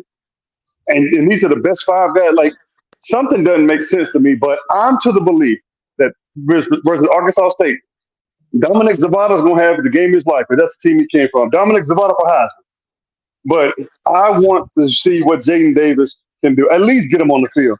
I'm even Jaden Demical. Just somebody named Jaden. Get them on the field. Because Orgy, like y'all said, anything 4 yards or less, Orgy give him the ball. You know what you're gonna do with it. You can't stop it. But Davis Warren, he is checked down Charlie Part 2. He can have a man wide open downfield. What's Colson loving that? There he is right there. I'm gonna get this 4 yards, even on 3rd and 9. Let me get this 4 yards. Because I look at Texas, when y'all look at the reason the defense was so tired was because I think Texas was 7 and 8 on the first 8 third down conversions. And 3 of them were over 10 yards. How do you keep it? That's weak. That's all weak. You can say what you want. That's on Martindale. 3rd and 13, 3rd and 16, 3rd and 9. You give it up easily. It's like motion. It's the same thing. We can only tell them to do so much. But if you see what you got going ain't working, like Zeke Bentley had a horrible game. Horrible. I don't think Zeke did not pop for me at all. I didn't even think he was playing. Man, Zeke Berry was trash yesterday. I miss Keon Sapp so bad. But it's like Wink has to know, okay, well, these guys ain't what. That's why McBurrows can't get on the field. I'm gonna close it out. That's why we were sold a bill of goods in all season that was just not true. Davis Warren, you beat Kansas. All props to you. Couldn't beat Texas. I don't know what it is, but Davis Warren is not that he's worse than K. McNamara. Alex is not that good. I personally want to see what Jaden Davis can do because you got another guy coming in next to Carter Smith and then that Brady Hart kid. He's supposed to be the truth. Let Jaden play. That's why I say stay away from the portal. If you believe in your recruiting, and Kirk Campbell, this is what I think he's got to go to. If you believe in your recruiting, what you need to do is get guys who you think can win. Forget the portal. The portal ain't gonna always be right. Let Jaden play, and I'm muted, but that's a lot I got to say. I'm just frustrated, man. So y'all do y'all thing. Okay, wanna remind I got a y'all about question on the portal. his quarterback, right? So look, Jaden Davis is not gonna play. Like I hate to break it to Yeah, everyone. he's His not parents playing. already He's redshirt. his parents already like said he's redshirting. Like he's not gonna touch the field. But to your point about the quarterbacks, where do you want us to go? The quarterback recruiting has been abysmal for the last few years. Where are we supposed to go? Jim You Elias have has heard of JJ guarded, McCarthy, right? huh? You have heard of JJ McCarthy, so it hadn't been a business. No, I'm saying behind that He's though. talking about the You last got 2 JJ, cycles, you the never last built 2 behind recruiting that. cycles. You But can't go nowhere else. That's what I'm trying to tell you. The but recruiting has also been abysmal. So we we do haven't need to hit seen the any other portal. quarterbacks though. We literally haven't seen any other quarterbacks. I want to take the Michigan fandom and break them of this idea that every decision that the coaching staff makes is justifiable. They could just be compounding another bad decision with another bad decision. That's a Don't fact. You take preach it now. their evaluation Yeah. as the gospel, because this is what they evaluated as the best option, and this is what we got. There could be somebody else on that roster that could do better than Davis Warren, but they've chosen to put their confidence behind Davis for the moment. So, like, I don't want to just say that Denegal or Orgy, they can't do it all right out. I don't want to say that because hell, Jim Harbaugh gave these guys both opportunities to play last year. Not as much Davis Warren, but Tuttle, Denegal, Orgy the most got opportunities to play. So if he thought these guys could still play QB, that enough I can trust, right? I don't know if I necessarily trust the evaluation today with the current staff, but I can at least trust the fact that Orgy played in his system for a couple of years and didn't get moved to another position where he's done it to other people. You see Kendrick Bell's playing receiver. You see Zach Gentry, Andrew Gentry's brother, came in here 6'8", 250 pounds, can throw the ball a mile. He's playing tight end. He was playing tight end. So if Alex Orgy was supposed to not be a quarterback, I think we would have known that by now. The thing that's so troubling is the fact that they're not even giving him a chance. Like I don't understand that. I mean, I don't. There's so much that went wrong. There's so much that concerned me week 1 that I was holding off. But hey, when someone shows you who they are, you best believe them. You best believe them. I mean, look, there's so much X and O's I can break down, but the most concerning thing to me, I have a lot of this shit's got to go on the coaches, like because they were not put in a position to win. We had Mason Graham lined up at fucking edge at one point, and I almost threw the fucking remote at my TV. But the most concerning thing, what you say, Johnny? Sweep right, ran right away from him. Yeah, that's what. Look, Sark did an unbelievable job. He called an unbelievable game. I'll give him that. But the most concerning thing to me, if you break down the X's and O's, we can do that. But the most concerning thing to me was the body language. The body language of these players, it screamed, I want to get to the draft. It screamed it. Like there was no urgency. There was no getting each other's faces. There was no leadership on that field that we're used to seeing. That Mikey Samer still, that Blake Corum. And I'm not asking for that type of leadership, but someone got to step up. I'm looking at all their faces, and they're showing on the field, and the body language just sulking. Like what are we doing? Like y'all want to like. I felt like they think they have nothing to prove. Like, and that's the dangerous thing. I don't think it's just that. To me, it looked like they weren't. It looked like a lot of those dudes in the secondary and those linebackers, they didn't believe in what they were doing, and that's why I've been saying they confused because they didn't look like they were confident in what they were doing a lot of the time. I mean, I agree. Jaysean Barham is way better than his outing. I know he is. I hope all game he looked confused, terrible. Like, he's way better than that. I mean, he's letting running backs run free. Like that, it looked like he was legit second guessing himself. And I don't know. There's so much to go around. Like blame wise, Jared Hill can't fucking tackle to save his life. I mean, he looked lost out there. Like completely I didn't think he was that bad in like run support or tackling. He just doesn't wrap up. It was open space tackling. Yeah, I didn't think he was that tentative tackling. No, I thought he had a little bit more in him. It was more when he did that chicken wing the first game. I was worried. Yeah, because he didn't wrap up. Well, even Jaysean Barham, like his pursuit angles, Tight end hitting it on the out route. You know he's going back inside. Like that's football 101. Like I don't get it. He's not running out of bounds. It's a big ass tight end, bro. He's gonna get more yards. I don't get it, bro. It was unfathomable to me that what Wink was doing, what Kirk Campbell was doing. Oh my God, it was like we were running at one point. We were running for 5 yards a pop, right? Mhm. It looked good, but the defense, I'm not putting the blame on him. The offensive line was getting the job done early, except Evan Link was getting his fucking ass kicked. He was getting his ass kicked all night long. But other than that, it's like Donovan didn't look bad. He ran his ass. Like he ran hard. For the first time, he's running in between the tackles and he's getting yardage. Why won't you feed him? Why won't you feed him? He's doing what you asked him to do now. He's not bouncing outside. He's taking the ugly yardage. He's getting close to 6 yards a pop. Why won't you give him the damn ball? But there were times he shouldn't hit the outside. Him and Khalil, there were times they shouldn't hit the outside. They run through the middle. I'm like, they got the edge right there.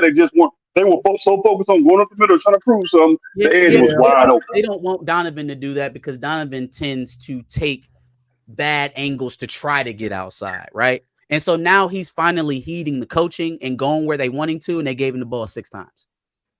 You still need I him. agree, but he still has to try to be himself, and like your biggest weapon is the speed. Like I get it, but it's like you got to. We need him to bounce some of that stuff outside. Utilize his speed. And Johnny, to that point, I think there's a lot of it. Like the game got out of hand so fast. Like that's a fact. When it's 14-3, it was over, bro. Like let's call it a spade. Like it was done, bro. To me, it was done. I'm like, we don't have the quarterback. We don't have the offensive line to at least just get us in that game this early.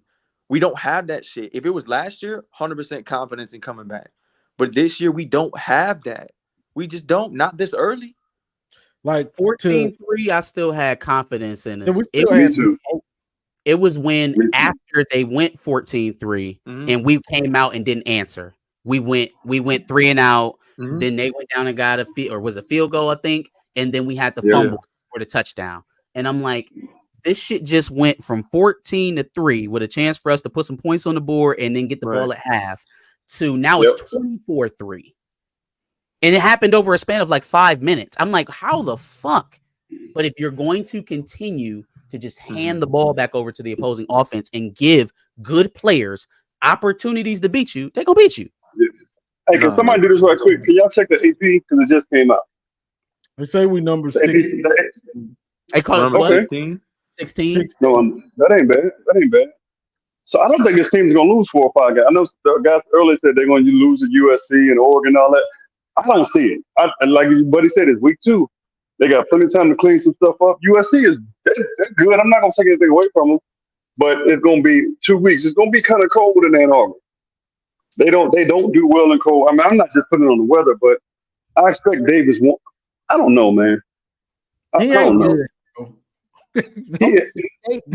Johnny, you can't give my man a little bit of slack.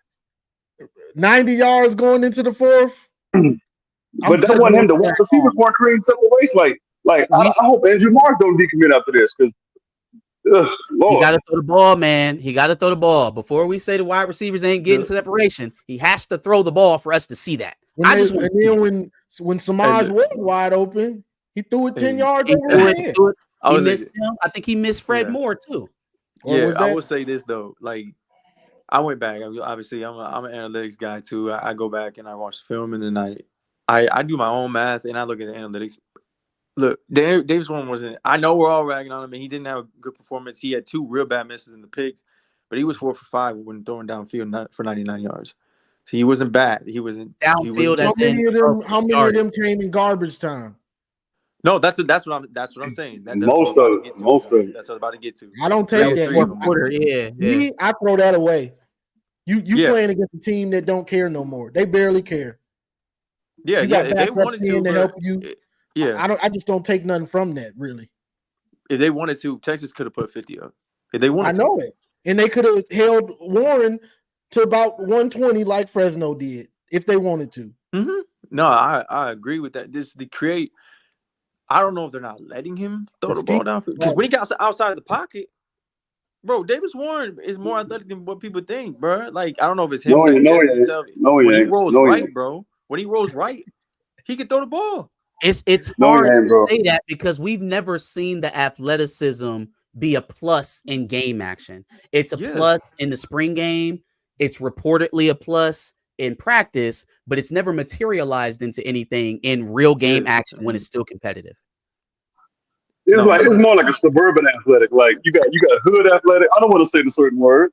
You got hood athletic and you got suburban athletic. In the suburbs, a lot of things like Michael Vick was the best thing ever. In the hood, you look at somebody like Christopher McCaffrey, you're like, man, there's no 10 dudes that can do that. Like, what are we talking about? But That's James there's Warren. different types of athletic. I mean, Hey, Johnny, you know exactly what I mean. Like, you see the hood like Christopher McCaffrey, man, what? Man, please, bro. We saw Reggie Bush. That ain't nothing. But Warren, I won't say this. He showed some resolve. Next week, man, if they don't beat Arkansas State by 40 points, I'm gonna be like, yo, like Coastal Loveland got to redeem himself. Arkansas State shouldn't score more than 6 points. They shouldn't. If they do, it's a problem. I'm just saying, it's a problem. Even in garbage time. Look, Texas is a national championship team, so I want everyone to hear that. Like, they are the real deal. Their experience reminds me of our experience last year on that offensive line. Like, they are going to give every team they play a lot of fucking problems, a lot. So they were more prepared to play this game this week than we were, infinitely more prepared. That is the bottom line. Quinn Ewers, the mistakes he was making last year, man, he's not making them this year. He looked tough.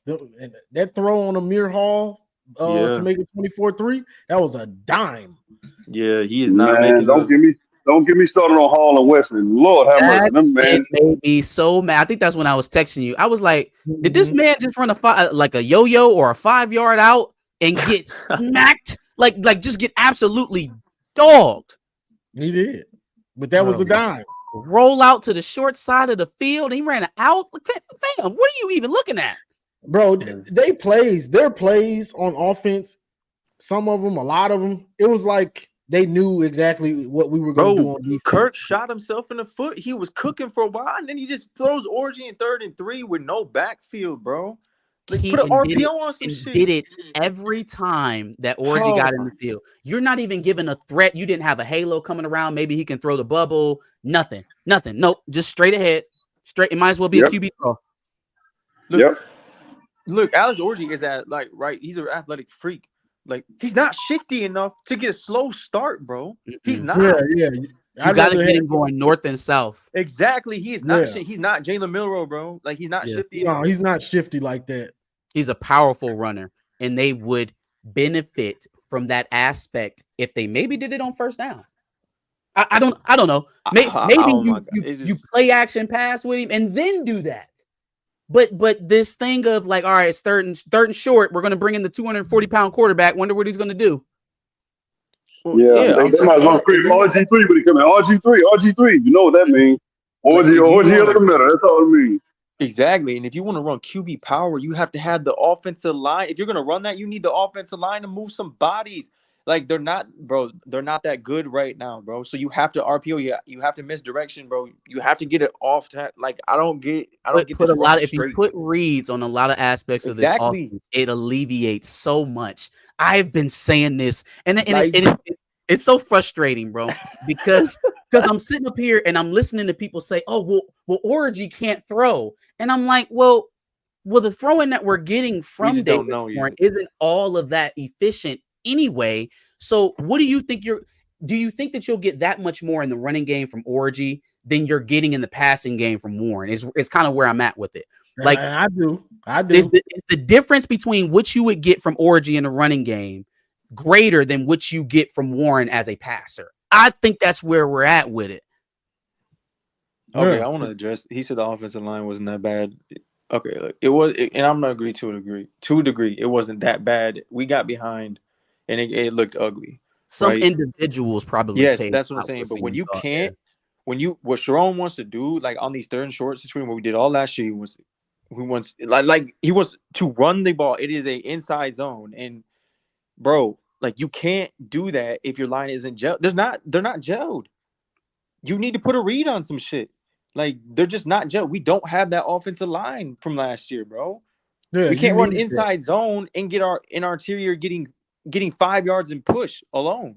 We don't got that. The middle of the offense, guard to center right now, is an issue, and I'm looking at Judice because not only is he not getting low, but he's also not that big either. So it would Nope. be one thing if he was like Olu and he was like 6'4" and he has a hard time bending down. But Olu bends infinitely better than Judice, and he's got him by like 3 inches. So I am so confused as to what was seen from Judice. Link played okay in and out. I think he got dominated a few times. That's probably a strength thing more than a technique thing. With Judice, I just don't. Guy played edge, played defensive tackle, changed to center, and won the job. But that makes me concerned, and I was concerned when it coming over, like because look, Crippen was supposed to be it. Like Crippen or Anderson, Yep. he ain't even talked about. And on top of that, they said his communication, right? That they said that it was his the deciding factor, and that worries me even more. You got two centers that were supposed to be really good coming out of high school, right? And you got a defensive lineman that's better communicating on the offensive line. Again, the things that your coach is using to identify his starters are concerning to me. It's concerning to me. It's like he chooses feel goods over tangibles, and I can't compute that. And there's no sense of urgency from him. Like there's no real fire out of him. He's real mellow, which is fine. Be you, right? But there's no real fire out of him. No sense of urgency. Like he looked lost when the camera cut to him at Fresno. Like that's concerning to me, bro. Like this coaching staff, to me, I lost all trust. Like I had so much trust going into the season, and they just showed me that, yo, look, you can't just throw a staff together. And I knew that, but I was so optimistic because all of our hires and promotions were within the system. Like they all knew the system, and they just completely like pissed down their leg on this shit. Facts. And Coach Moore has to be careful because I mean I'm not trying to be that guy. You're the first black head coach in Michigan history, the first one in all these years. So the leeway is, I mean, and you just signed your contract right before the game Saturday. Hey, I'm not saying he's gonna leave after this year, but man, you can't have too many 8-9 win seasons. You just don't have the same advantages and disadvantages that other coaches have. You just don't. So you have to show some fire. You can't be over there like Brady Hope. Like this guy wouldn't wear a headset until it got crunch time. You can't do that. You gotta be like Nick Saban. I'm not saying be Nick Saban, but hey, yell at your players. Let them know, hey, man, I believe in you, man. Or get some people off the field. That's what Kirby Smart does. If you ain't performing, get your butt off the field. Point blank. Yeah. You can't claim the smiling and honeymoon phase. It's a wrap. I need to see fire, anger, holding players accountable, holding assistant coaches accountable. Dog, you got a lot of us. We hoping you do the best, but you got to show the fight and understand it's real now. This ain't the off-season hype. You were the champs and all that. This is real now for you. If I don't see, hoping you fail. Yeah, if I don't see the adjustments, it's looking like he's in over his head. If I don't see the adjustments, and that would let me know just how much Jim Harbaugh's hands were on everything from last year. Yep. This is the last thing I'll say. Like somebody said this earlier, Kirk Campbell can't call the plays, bro. I let him know, hey, I appreciate it. I'm gonna pay you like an OC, but I'm calling the plays. I'm sorry, it just ain't it. You coach the quarterbacks if I let you, but just sit there, hold a clipboard or something, look like you're busy. That's what he needs to do. He can't call play. I'm sorry. And I know somebody people want to come up. Johnny, I appreciate it. My man, I appreciate you. All y'all, it's all love, go blue. They'll win about 9 or 10 games. Have some faith. All right, got it, man. I appreciate it. All right, man. You know that. I'm gonna bring up Evan. You gone? Yeah, I'm about to get up out of here, man. I appreciate the chat. Appreciate everybody. Juju, I appreciate you up here with us. Cool, Johnny, bro. I appreciate you having me on, man. Got you. So I'm gonna bring on and don't forget to subscribe to A House Divided with Marcus. Yes, sir. Juju, I'm gonna bring up Evan, and I guess I can bring up. I'm gonna bring up Maze Madman. I'm gonna bring you up too, Evan. So, yo, it's I. I'm upset, man. You Hey, still how you Maze. feeling from yesterday? Hey, Maze, the best way I can put it, bro, this coaching staff, bro, they told us generational lies, bro. Man, Generational lies. I'm gonna let Evan kick off. I don't know, like unless you want me to go. Evan been waiting. What you got? What you got, Evan? Hey, I want to say that I feel like so much of this like sits on Davis Warren. Like you guys, I mean, there's a whole systemic issue with the offensive line. Like I don't think the running game is like too bad of a problem. And I think like if a play works, no one complains about it. If it doesn't work, it's the play's problem. You know what I mean? Like if you're Kirk Campbell and your quarterback can't look at the second receiver, like what are you going to do? He can only complete a shallow crosser, a short comeback, or a quick slant. Like as a coach, what are you gonna call? I don't think it's not his arm talent. It's all up here, bro. It's in his mind, bro. He's not going through his progression, and he thinks the clock is going faster than it is in that pocket, and the offensive line is not doing him any favors on top of that. So he's not his arm talent. He has arm talent, and he's a way better polished passer than Jack Tuttle or Alex Orji. It's up here in his head. Yep, he locks on that first read, and when he senses any pass rush, he's terrified. Yeah. He's terrified. He'll just throw it. I gotta get rid of it. I want to say both of those interceptions, like they had 4 quick comebacks, and he threw it at Morris, who had guys on each side of him. It's like he's dropping back, and the ball's out. It doesn't matter what's happened on the field in front of him. Yeah. The ball is out. It's like you just got to get lucky that a receiver's open. And on the other interception, I think Loveland has, owned that. But, like, you got to be honest. If you ask, he's the leader. He's going to take responsibility. Like, that was an option route, and he read him correctly. Davis Warren read it incorrectly. He threw an interception. Like, that's on Davis, too. Yeah, I think that's on Davis. I think Loveland just took credit for it when it was – I think it was Davis, but – go ahead, Maze. Yeah, so real quick. I mean, you guys been talking and saying a lot of the things that I think a lot of the fan base collectively is thinking too. One of the things that bothered me, and I'm not sure if y'all went over this already, the coach was asked, our head coach, Sharon Moore was asked, Michigan's head coach, was asked after the game if he ever thought about replacing the quarterback. Yeah. Yep. He said no. Like, period. Wow. No, period. He then went on to blame, by the way, the routes, the interceptions on the other player. He said the first interception was a tip pass, whatever, which it was a tip pass, but it was a badly thrown ball that caused the tip, number one, and he was more than covered. He was covered really well. The Texas player tipped the ball, by the way, and then they intercepted it.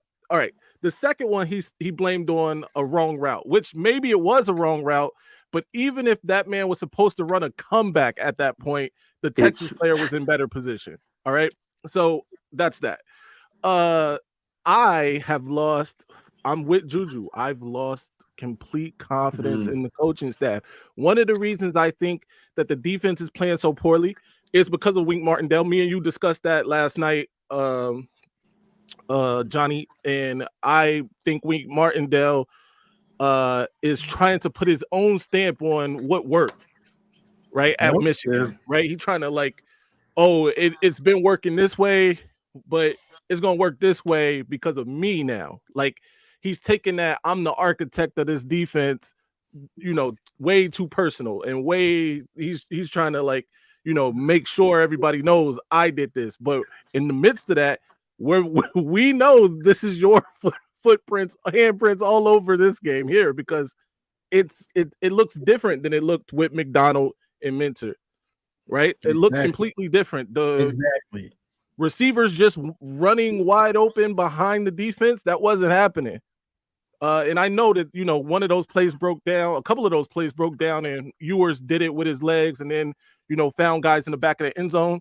One of them, lucky enough for us, got called back. Or this probably would have been a lot uglier. It could have been uglier, by the way. They took their foot off the pedal for sure. And both our coordinators right now are on my shit list. I don't like Kirk Campbell calling plays. And Wink Martindale has shown me nothing to this point other than old people probably shouldn't call defense because Don Brown was up there too. And now they got me, acting like an ageist. And that's not me. But I'm convinced old people are stuck in old people ways now. No, that's a fact. Yeah. So I think Sharon Moore needs to really reevaluate the staff. And I think somebody brought this up. Put his nose in it is more than what less than what he needs to do. He needs to take back over the offensive play calling. Steve Sarkisian was calling plays, running circles around Wink Martindale, by the way, while calling plays. Man, it was pretty gross, actually. Like, I've never seen Michigan defense so out leveraged on so many times in the same game. You know what I mean? Like, they had a season's worth of being out leveraged in one game. Facts. Yeah. It was pretty gross. I want to get that out there. Then the quarterback situation, we know this guy's not it. All right, I tried being nice on my channel. I've tried to be nice to this man. I don't want to come off as the jerk who doesn't care about cancer survivors and good stories, right? But this is actual football, bro. If we were writing a script for Disney, this would be it.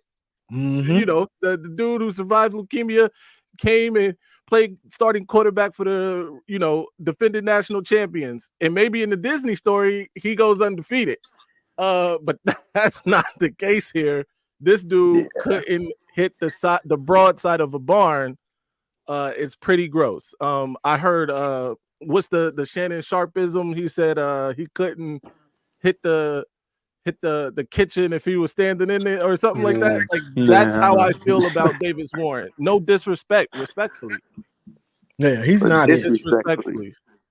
He's not the answer. And I agree with the sentiment of letting Orji get a quarter. Give him a quarter to play. Let's see what we got. What does it hurt? Otherwise, what do we have to fucking lose, bro? Exactly. The offense can't be worse. It really can't, bro. It's real looking like Iowa. It's smooth looking like Iowa. And it's pretty bad. And Sharon Moore, he don't realize he's hurting himself by not putting Orji in, because everybody's second guessing you. Like, you don't see this quarterback? Yeah. You don't see him. So you ain't gonna try nobody else. He's hurting himself doing that. If you were smart, you put him in and hope he does well, create something.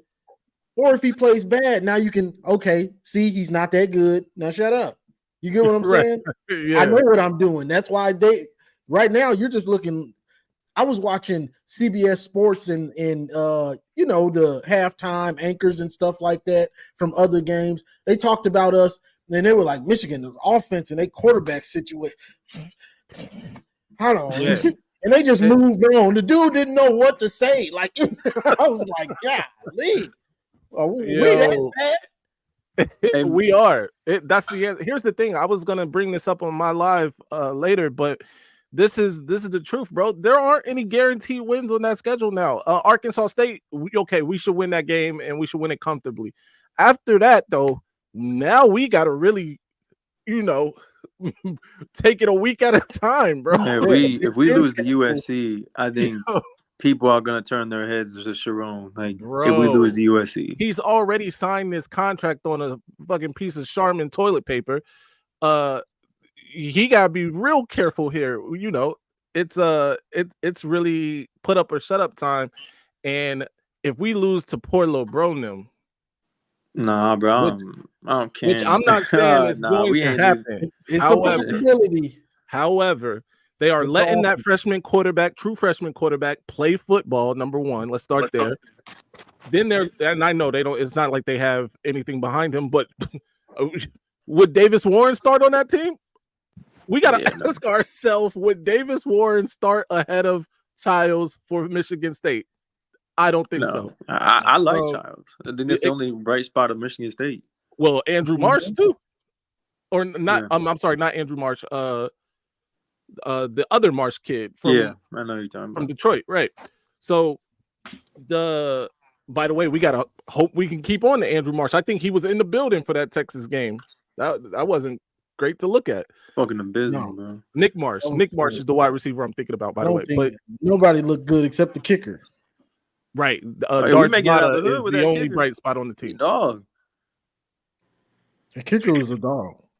Yeah. Hey, Maze, let me ask you something, Maze. So, you know what I'm saying? There's activities going on today. We took our L. Yeah. How much was your boy Ryan talking before Oh, his you know short what? little parade? I was supposed to be in Oregon with them. Actually, they went to the Oregon Boise State game, but I had like a family emergency, unfortunately. So he wasn't really talking. You know, they were busy. But the other dude, Dallas fan, he was in the live yesterday after we lost. He's also a Notre Dame fan. He was going crazy, but then he got quiet real fast when we announced that score midway through the live, 13-7. And then he disappeared. He wasn't found until earlier today. He said something on Twitter, but yeah. Fucking Notre Dame fans, bro. I think a lot of fan bases got silenced this week. We definitely got humbled with our expectations, but we by far did not have the worst loss of week 2. I hate that Oregon keeps squeaking out those games, bro. Man, they can't. Bro, their offensive line might be worse than ours. They cannot execute. Oh no, bro. it is. It's bad. Got all its special team scores all of a sudden, bro. It's bad, bro. Hey, that Boise running back might nice. mess around and win the Heisman, bro. He's nice. He been on the rise since 22. Oh, you talking about Genty? Oh, Genty. He's definitely nice. Disgusting. Yeah, filthy. But look, I'm gonna hop down. I know other people want to get in, Johnny. Yeah, me too. I'm gonna let other people get in. Go blue. Pause. Yes, sir. Go blue, y'all. I appreciate y'all, man. Yeah.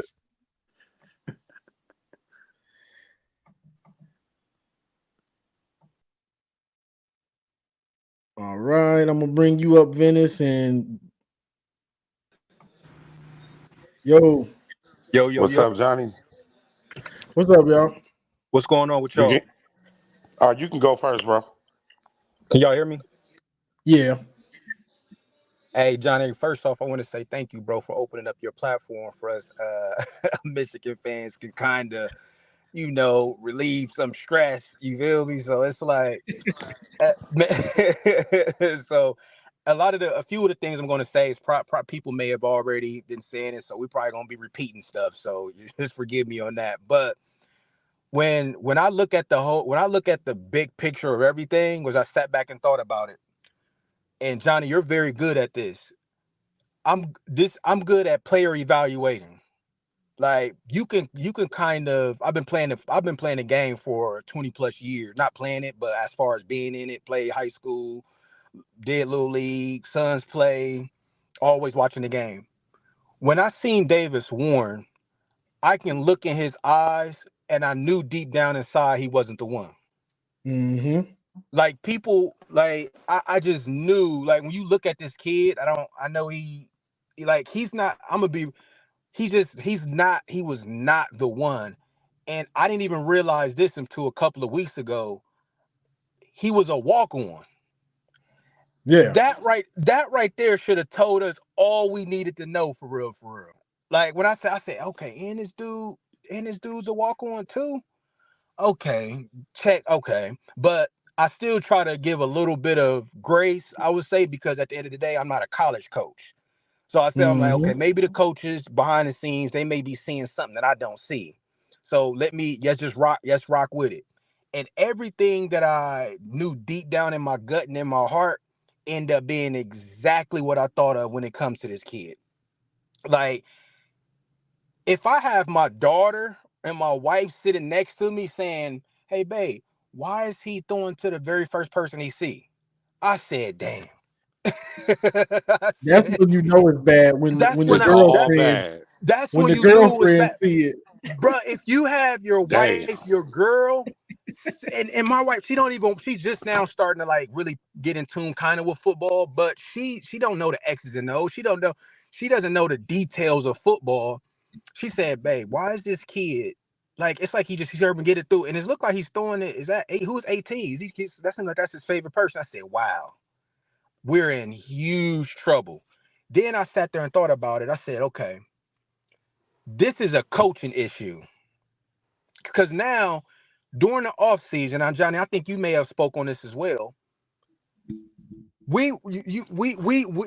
Sharon Moore did all of this talking, all of this build up, and this is the results that we get. This was what was going on in camp. So as a coach, it didn't run across your mind to grab no quarterback from the transfer portal. And so I'm like, okay, he didn't grab. Okay, so he must be really confident. I'm gonna be real. I'm like, he must be really confident in Orgy. Like, because that's who I expect to start, especially since he was already taking snaps last year or whatever. And you put Davis Warren in. This is, whether we like it or not, y'all. And I'm gonna let my other mans come on here and give his wisdom as well. This is a bigger issue than we actually think. There's something going on in the locker room. I really believe that in my gut. Why you have Davis Warren still going out there playing, and I didn't even watch the full game. I'm judging based off that Fresno State game, and I'm basing off that the first half of the Texas game. And also I noticed Orgy body language when he was on the sideline. There was like a few times I seen him. Orgy wasn't feeling. He wasn't really feeling it. Like he was kind of like, okay, y'all playing with me. Like, why am I not like getting in the game? The other than that, the offensive line, that's still some issues, but at the end of the day, the core of the whole situation is really just a coach's issue. Wink, I do not trust him. He's an old stubborn guy like Don Brown. I'm just being real with y'all. He's a Don Brown 2.0.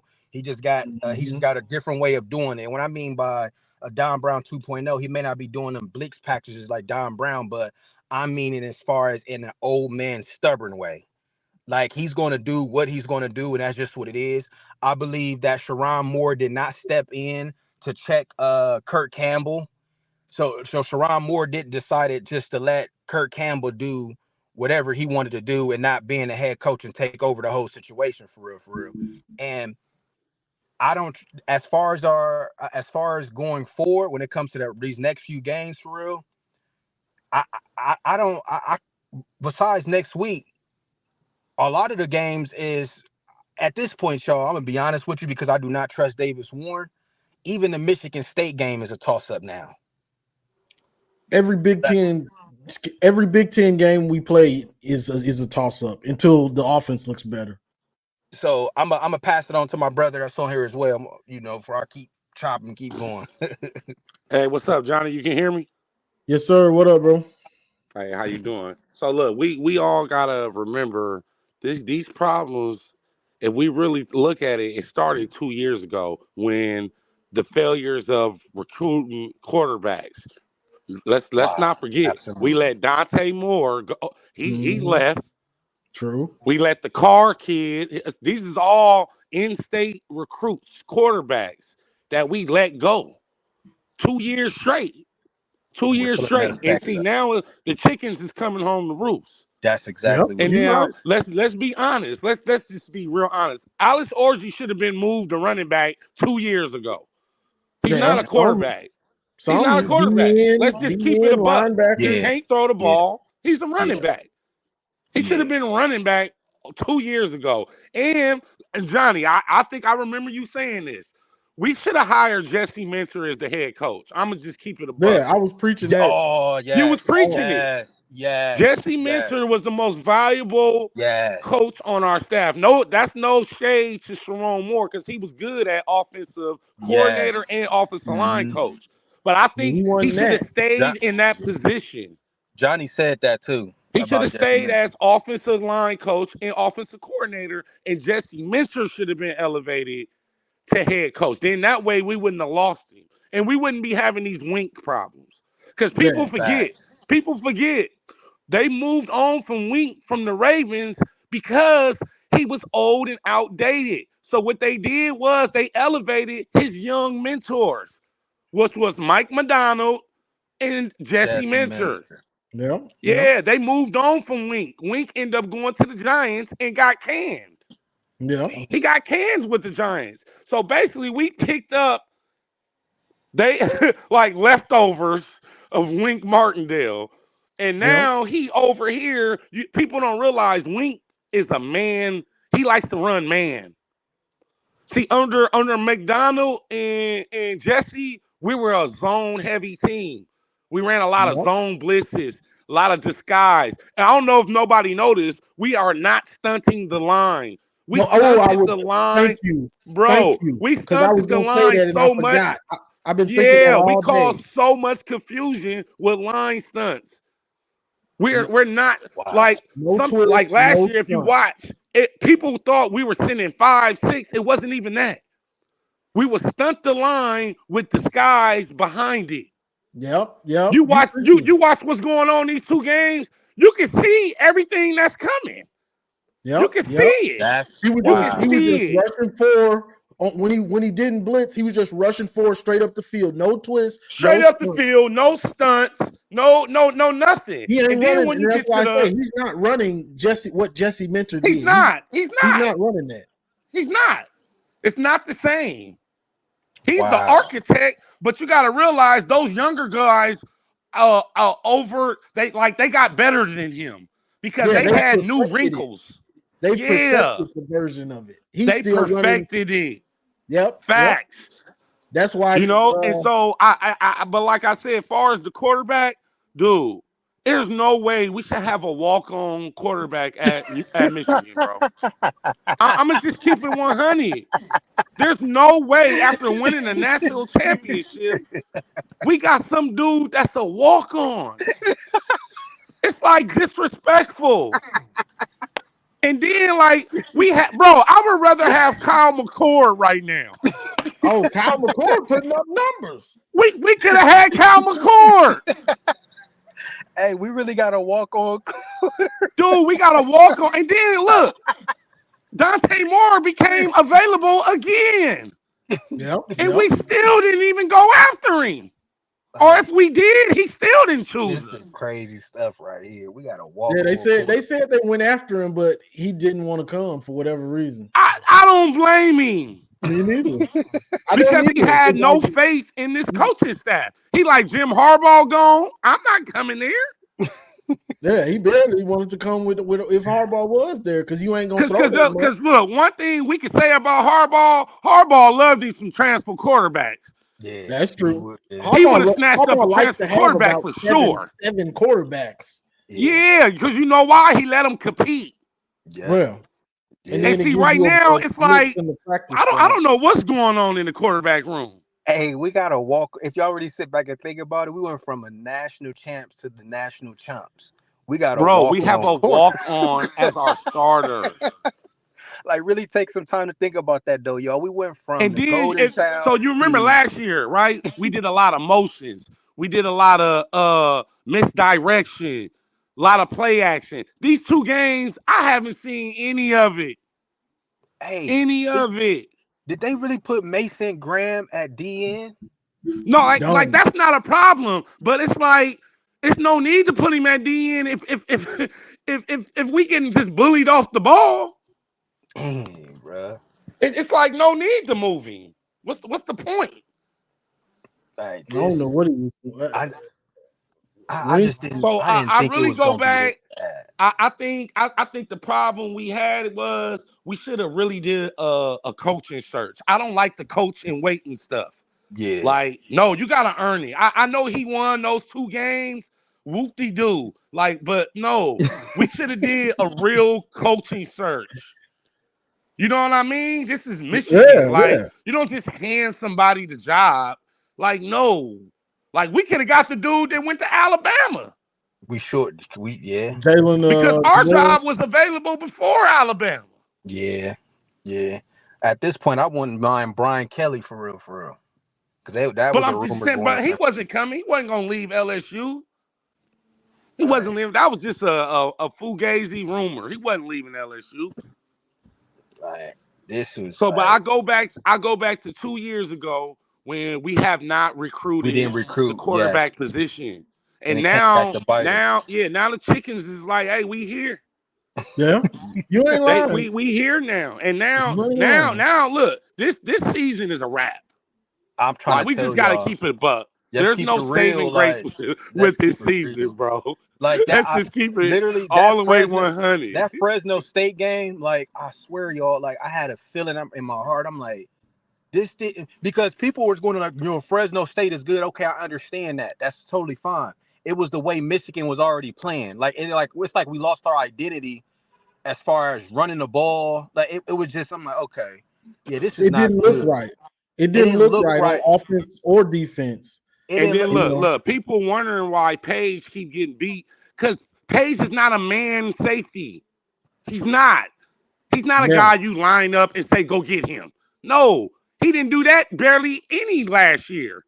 No, he didn't do that that's why it last was year. so funny to see him him manned up with him like that. I can't even blame him, because the coaches got to put you in position, the best To be position. successful. Yeah, to be successful. And right now, Wink Martindale think he got Ed Reed.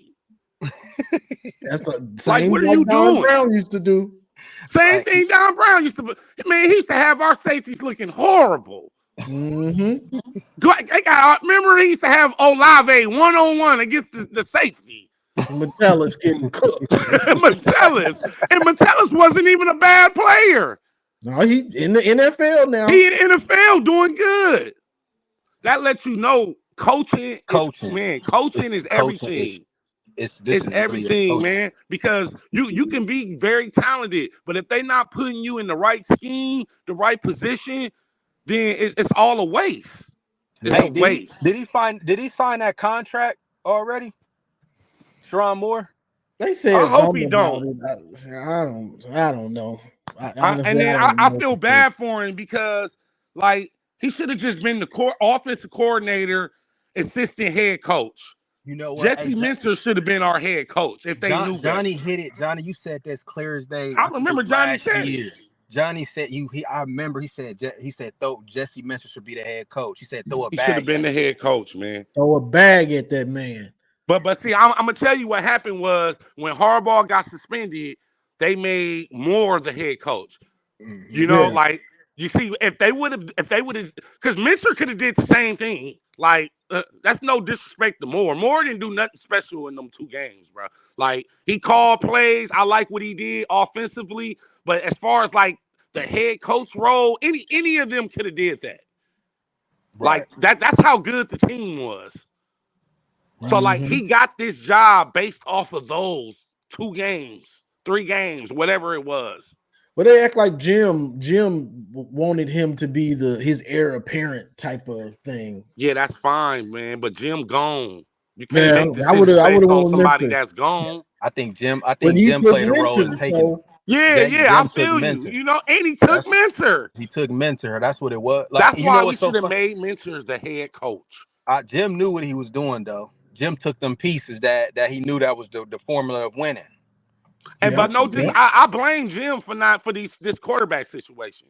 Yeah, I blame Jim because 2 years ago we didn't get no quarterbacks. We ended up getting Denegal and Orgy. No disrespect. Like, Orgy, I love Orgy. Orgy is an athlete. He's not a quarterback, bro. He's just not. Yeah. Jim used to get guys just to get different practice squad looks, so they're prepared. Right. Oh, that's why he did what he did. Yeah. That's why we used to have 5-6 quarterbacks on the roster. Then you'd be like, why is he getting these dudes? It's for practice squad looks. Practice and competition, you know? Yeah. It's smart. But see, Sharon Moore, it was so many transfer quarterbacks. Any of them dudes is better than what we got right now. Literally. Any of them. Literally. And I literally, when the portal was open, what was that, this year or whatever it was, I sat there. I'm like, okay, Michigan ain't getting no quarterback in the portal. This is how confident y'all is in the guys that we have. Right. Okay, either this is going to be a total disaster, or in my mind, I was like, Orgy must really be a dog. They must really have confidence. And right. We all was thinking Orgy. Yeah. I'm like. And then a everybody week was before the even season, even the video game had him starting. Dang, like this is going. I didn't think it was going to be this bad. Like this is starting to give me like 2017, like them type. But even then, like we had an identity and was doing okay until we got to Ohio State. So I can't even. This is kind of seeming Brady Hokish a little bit. yeah, hey, Like, Kirk Campbell, like the play calling is just horrible, bro. Yeah. It's horrible. It's horrible. Every time you bring in Orgy, everybody knows it's a run. You won't even let him throw the ball. You won't give him a series. So you basically saying that the other guy just a slam dunk better than him, which I don't see how. I don't see how either. He's got 3 interceptions in 2 games. He's doing nothing but check downs. And then they running nothing but these awful PlayStation 2 routes. That was crazy. You know, it's like, bro, I ain't never seen 5 receivers run the same route. And they was on the same play. And Texas was sitting on it like they knew they he was was gonna run sitting on it. Like they scouted that bull. Hey, you know when you just so upset, you just so salty, like only thing you can do is laugh. Like yeah. That's it. I know. That's where we at right now. Just laugh. And then if I'm Donovan, I'm mad too. Cause it's like, hey, it's my turn. Give me the ball. I feel bad. I want to see Donovan touch the ball 30 times. I feel so bad. Now, that don't mean you got to run him 30 times. Like, we all know Donovan is one of the best receivers on the team. Oh, they don't even use that. They don't even, they don't split him out. They don't run like, you know how like you'll have a route where you run the receivers out and had a running back come underneath? Like, they don't do nothing. They don't screen it to him. They don't swing it to him. They don't use him as a decoy and barely nothing. It's just like nothing, man. I just don't get it. If I'm Donovan, I'm flaming hot. I know the other back, he's good. He been running good, but no. Like, I earned this. I earned this. Like, it's my time to shine. I waited behind Corn. Like, it's my time. Give me the ball. They're not even giving him the ball. It's bad. And then y'all know I'm out here in Columbus too. Ooh. I'm out here getting cooked. Good luck. I'm getting cooked right now. Yeah, man. And then I'm so taking. I didn't. To me, in my opinion, this is all on the coaching staff. The coaching staff is failing this team right now because this team got talent. I didn't took Johnny. I took Johnny's his signature call of "you gets nothing," and now you got people texting me and what happened to that? Why don't you say that? Hey, what's that? What's that? What you all be saying with that? Hey, your homeboy that be on YouTube that you be saying all the time. You know they can't wait to get us all because of Johnny. Hey, repeat that for me. Don't you say you got to get something or hey, Brad, say that you got to get something or you get nothing. What is that again? Because y'all ain't doing nothing. How about y'all do nothing? How about that? I'm like, man, I can't even. I just hey, now is we get nothing. Hey though, but what I can't stand though is like now everybody's coming out of the woodworks now. I'm like, man, I haven't talked to you. Yeah, bro, you know they couldn't wait to get us. They couldn't wait to get us because we've been on a high horse. You know, we've been living high the last 3 years. Right? We've been rocking with Johnny the last 3, trolling, clowning, watching Ohio State dance. Look, now we got to go sit in the corner some damn way. Yeah. That's why I had to enjoy it while it lasted. Hey, that's why I just keep telling myself, well, at least we won the championship. At least we won a champ. At least we won. At least we won it. You know, we won a shit. Something to feel about, like now we got to figure out how long Sharon Moore gonna be here because I don't know, man. I don't know. I know it's 2 games. I might be overreacting, but I don't know. I'm looking at everybody sideways on the staff. I don't know.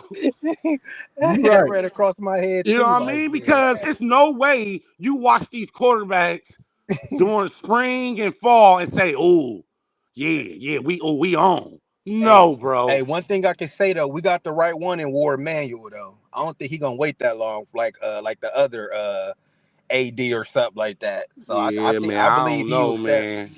I believe he'll step in, like and I don't start. know. All I right, don't know.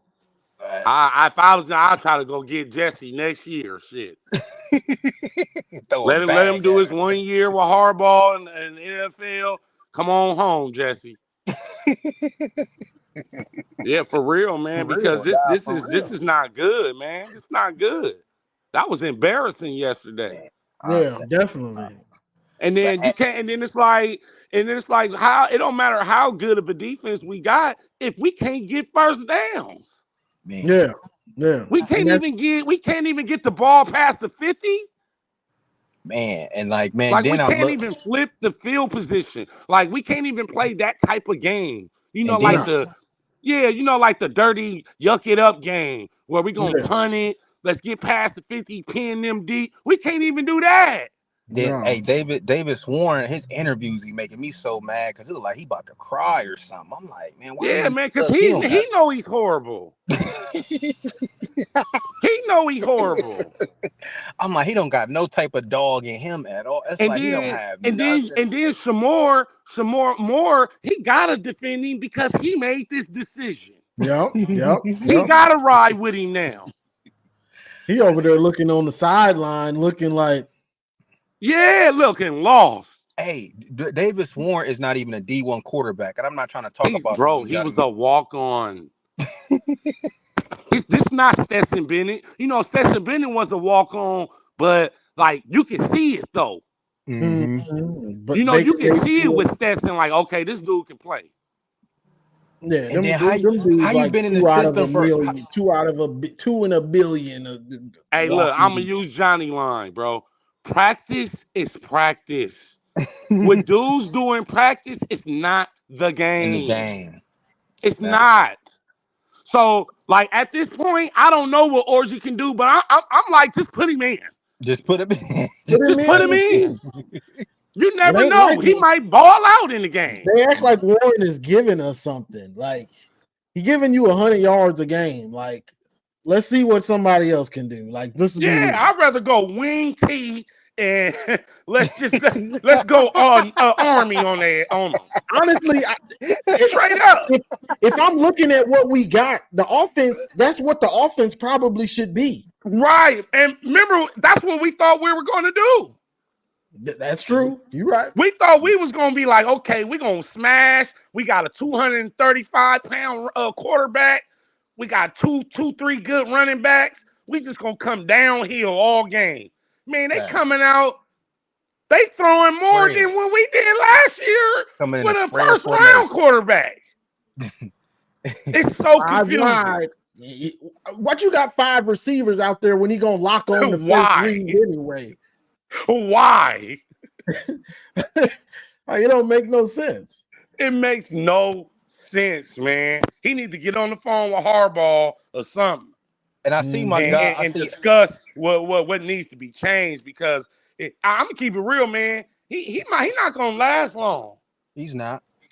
He's not because the pressure, the heat is gonna come down on him. It's coming. It's coming. And I see my dude Calvin Dickerson. He said, "Do you think Michigan was going to beat Texas?" It's not even about beating Texas. It's how we lost. It's like it wasn't even competitive, bro. They called the dogs off. Yeah, like it wasn't. It's Think not about It's that. how we look. It's they called the dogs off.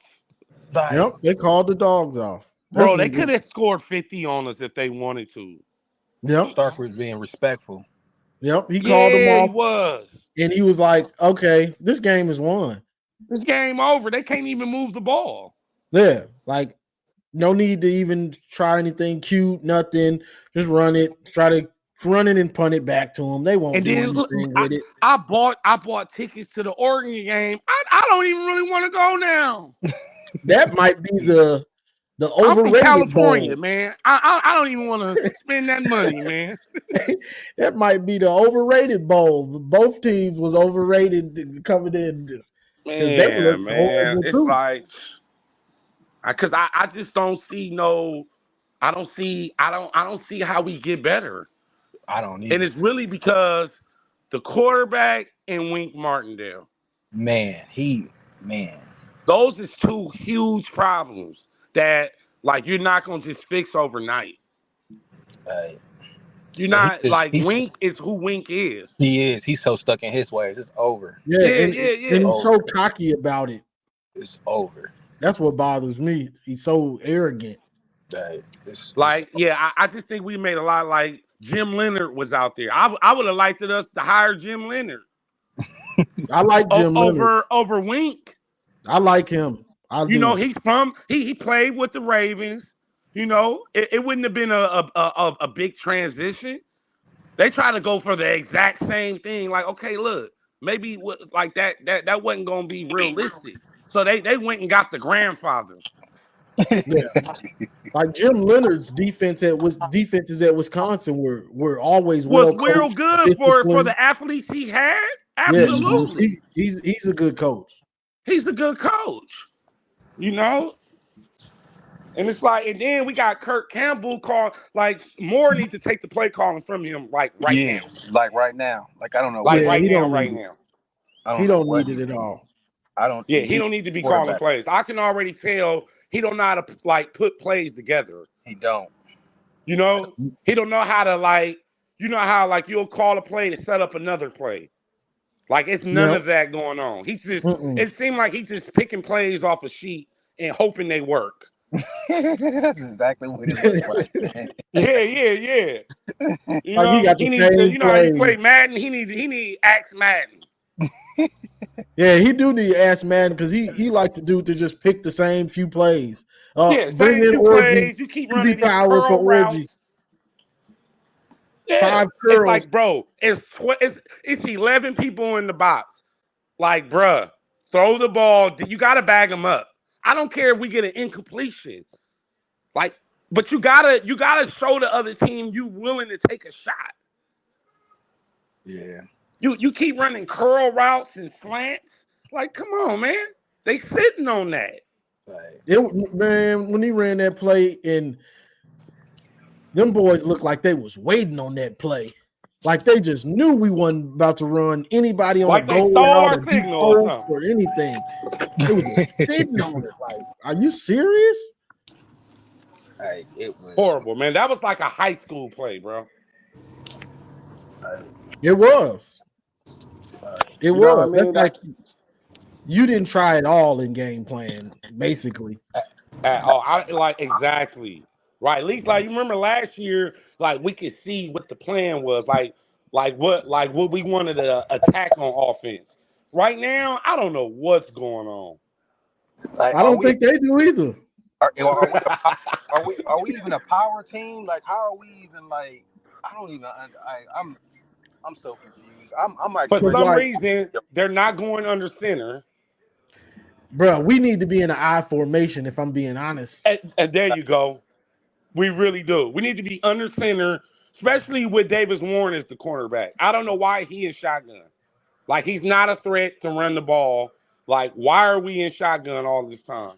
Like he can't really throw. Line needs Bredesen's help with a head of steam, not coming into motion and slowly. Nah, let him get a head of steam to help them out and knock somebody out the old school way. Right. But they got to walk on. So do you think they're gonna let Orji play next week? I don't think so. Honestly, I thought he was gonna play more against Texas because this is what's confusing me. If you believed in him in Davis Warren so much, why did you play Alex Orji so much against Fresno? Right. Because we were struggling in that game. So what you play him so much then for?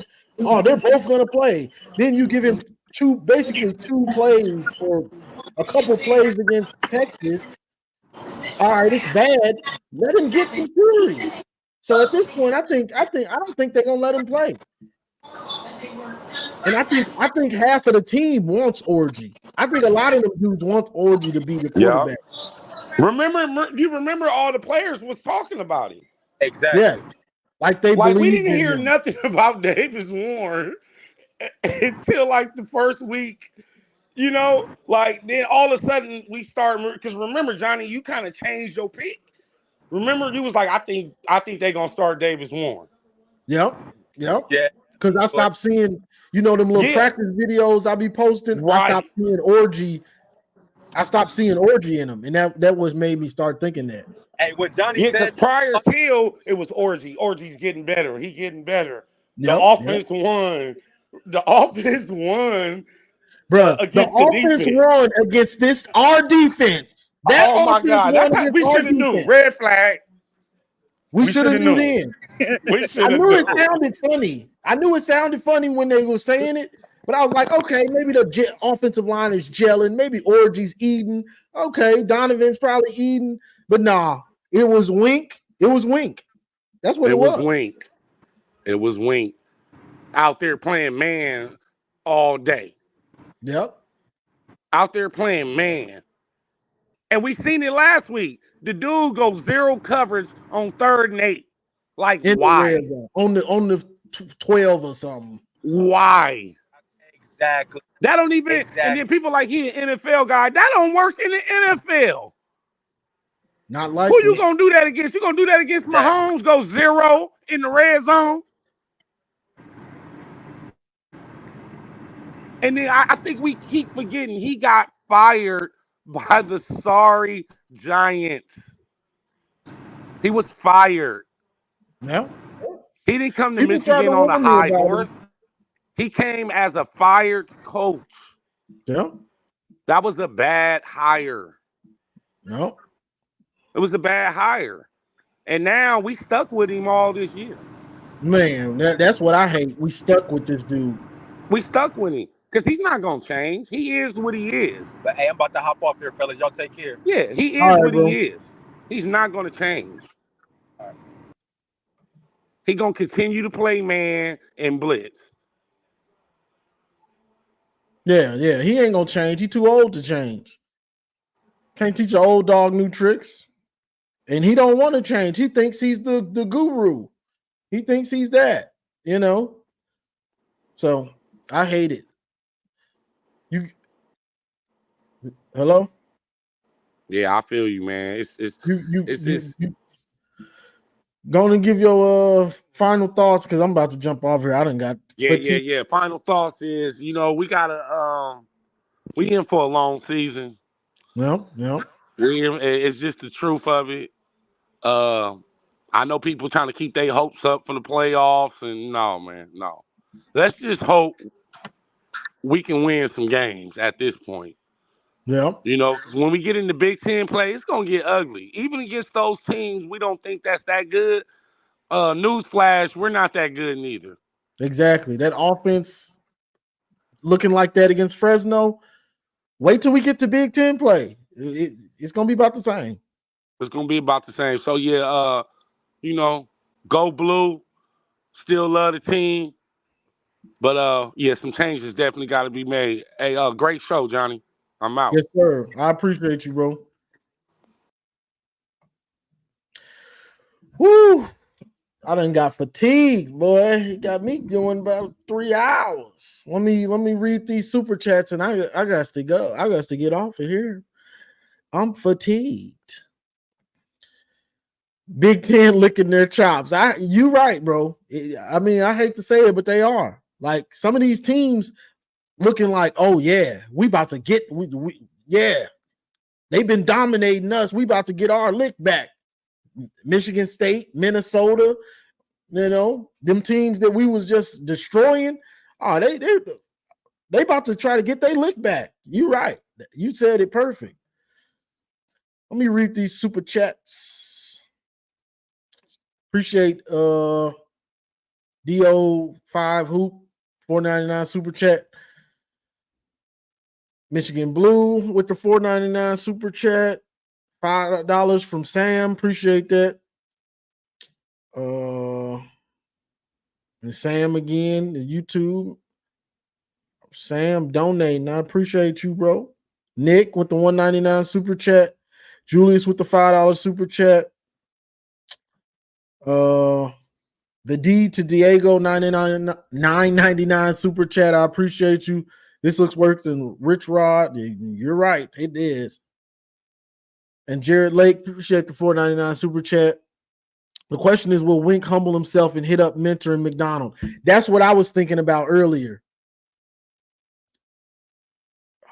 If he humbles himself, which it's late to do that, my thing is, if I saw what Jesse Mentor did last year and me being coming from the same system, I'm like, okay, what did you do last year, Jesse? What were you like? Let me pick your brain for real on how you had the number one defense. You get what I'm saying? In college, not the pros, because college and the pros are different. So let me get your idea on, let me pick your brain on how you got this defense to be the number one defense in the nation, where you were just shutting down teams, getting off the field. Like, let me pick your brain. I don't think he even tried to do that. I think it was like, oh, I got it. Yeah, I'm going to Michigan, Jesse. You want my help? Nah, I got it. Good luck in the pros. I got it. That's what it seems like, because he seems like that type of dude. Let's see. The Blue Wolverine, $4.99. The talent is not there on the O-line. Okay, I read this one. So that's all the super chats. I appreciate y'all joining the call-in show with the lives. I didn't get to everybody. If I didn't get to you, sorry about that. You know, it's a work in progress. You know, everybody wants to vent. You know, everybody's angry about what's going on and they want to vent and vent. You know what I'm saying? I feel the pain. Like, I don't be wanting to cut people off when they vent. You know what I'm saying? But it is what it is. If you didn't get in this time, try to come back next time and I'll try to get you on 05 Hood. You know what I'm talking about. But that's all I got for this one, y'all. I got to get me something to eat and watch some of this NFL. So like, share, subscribe, and as always, go Blue.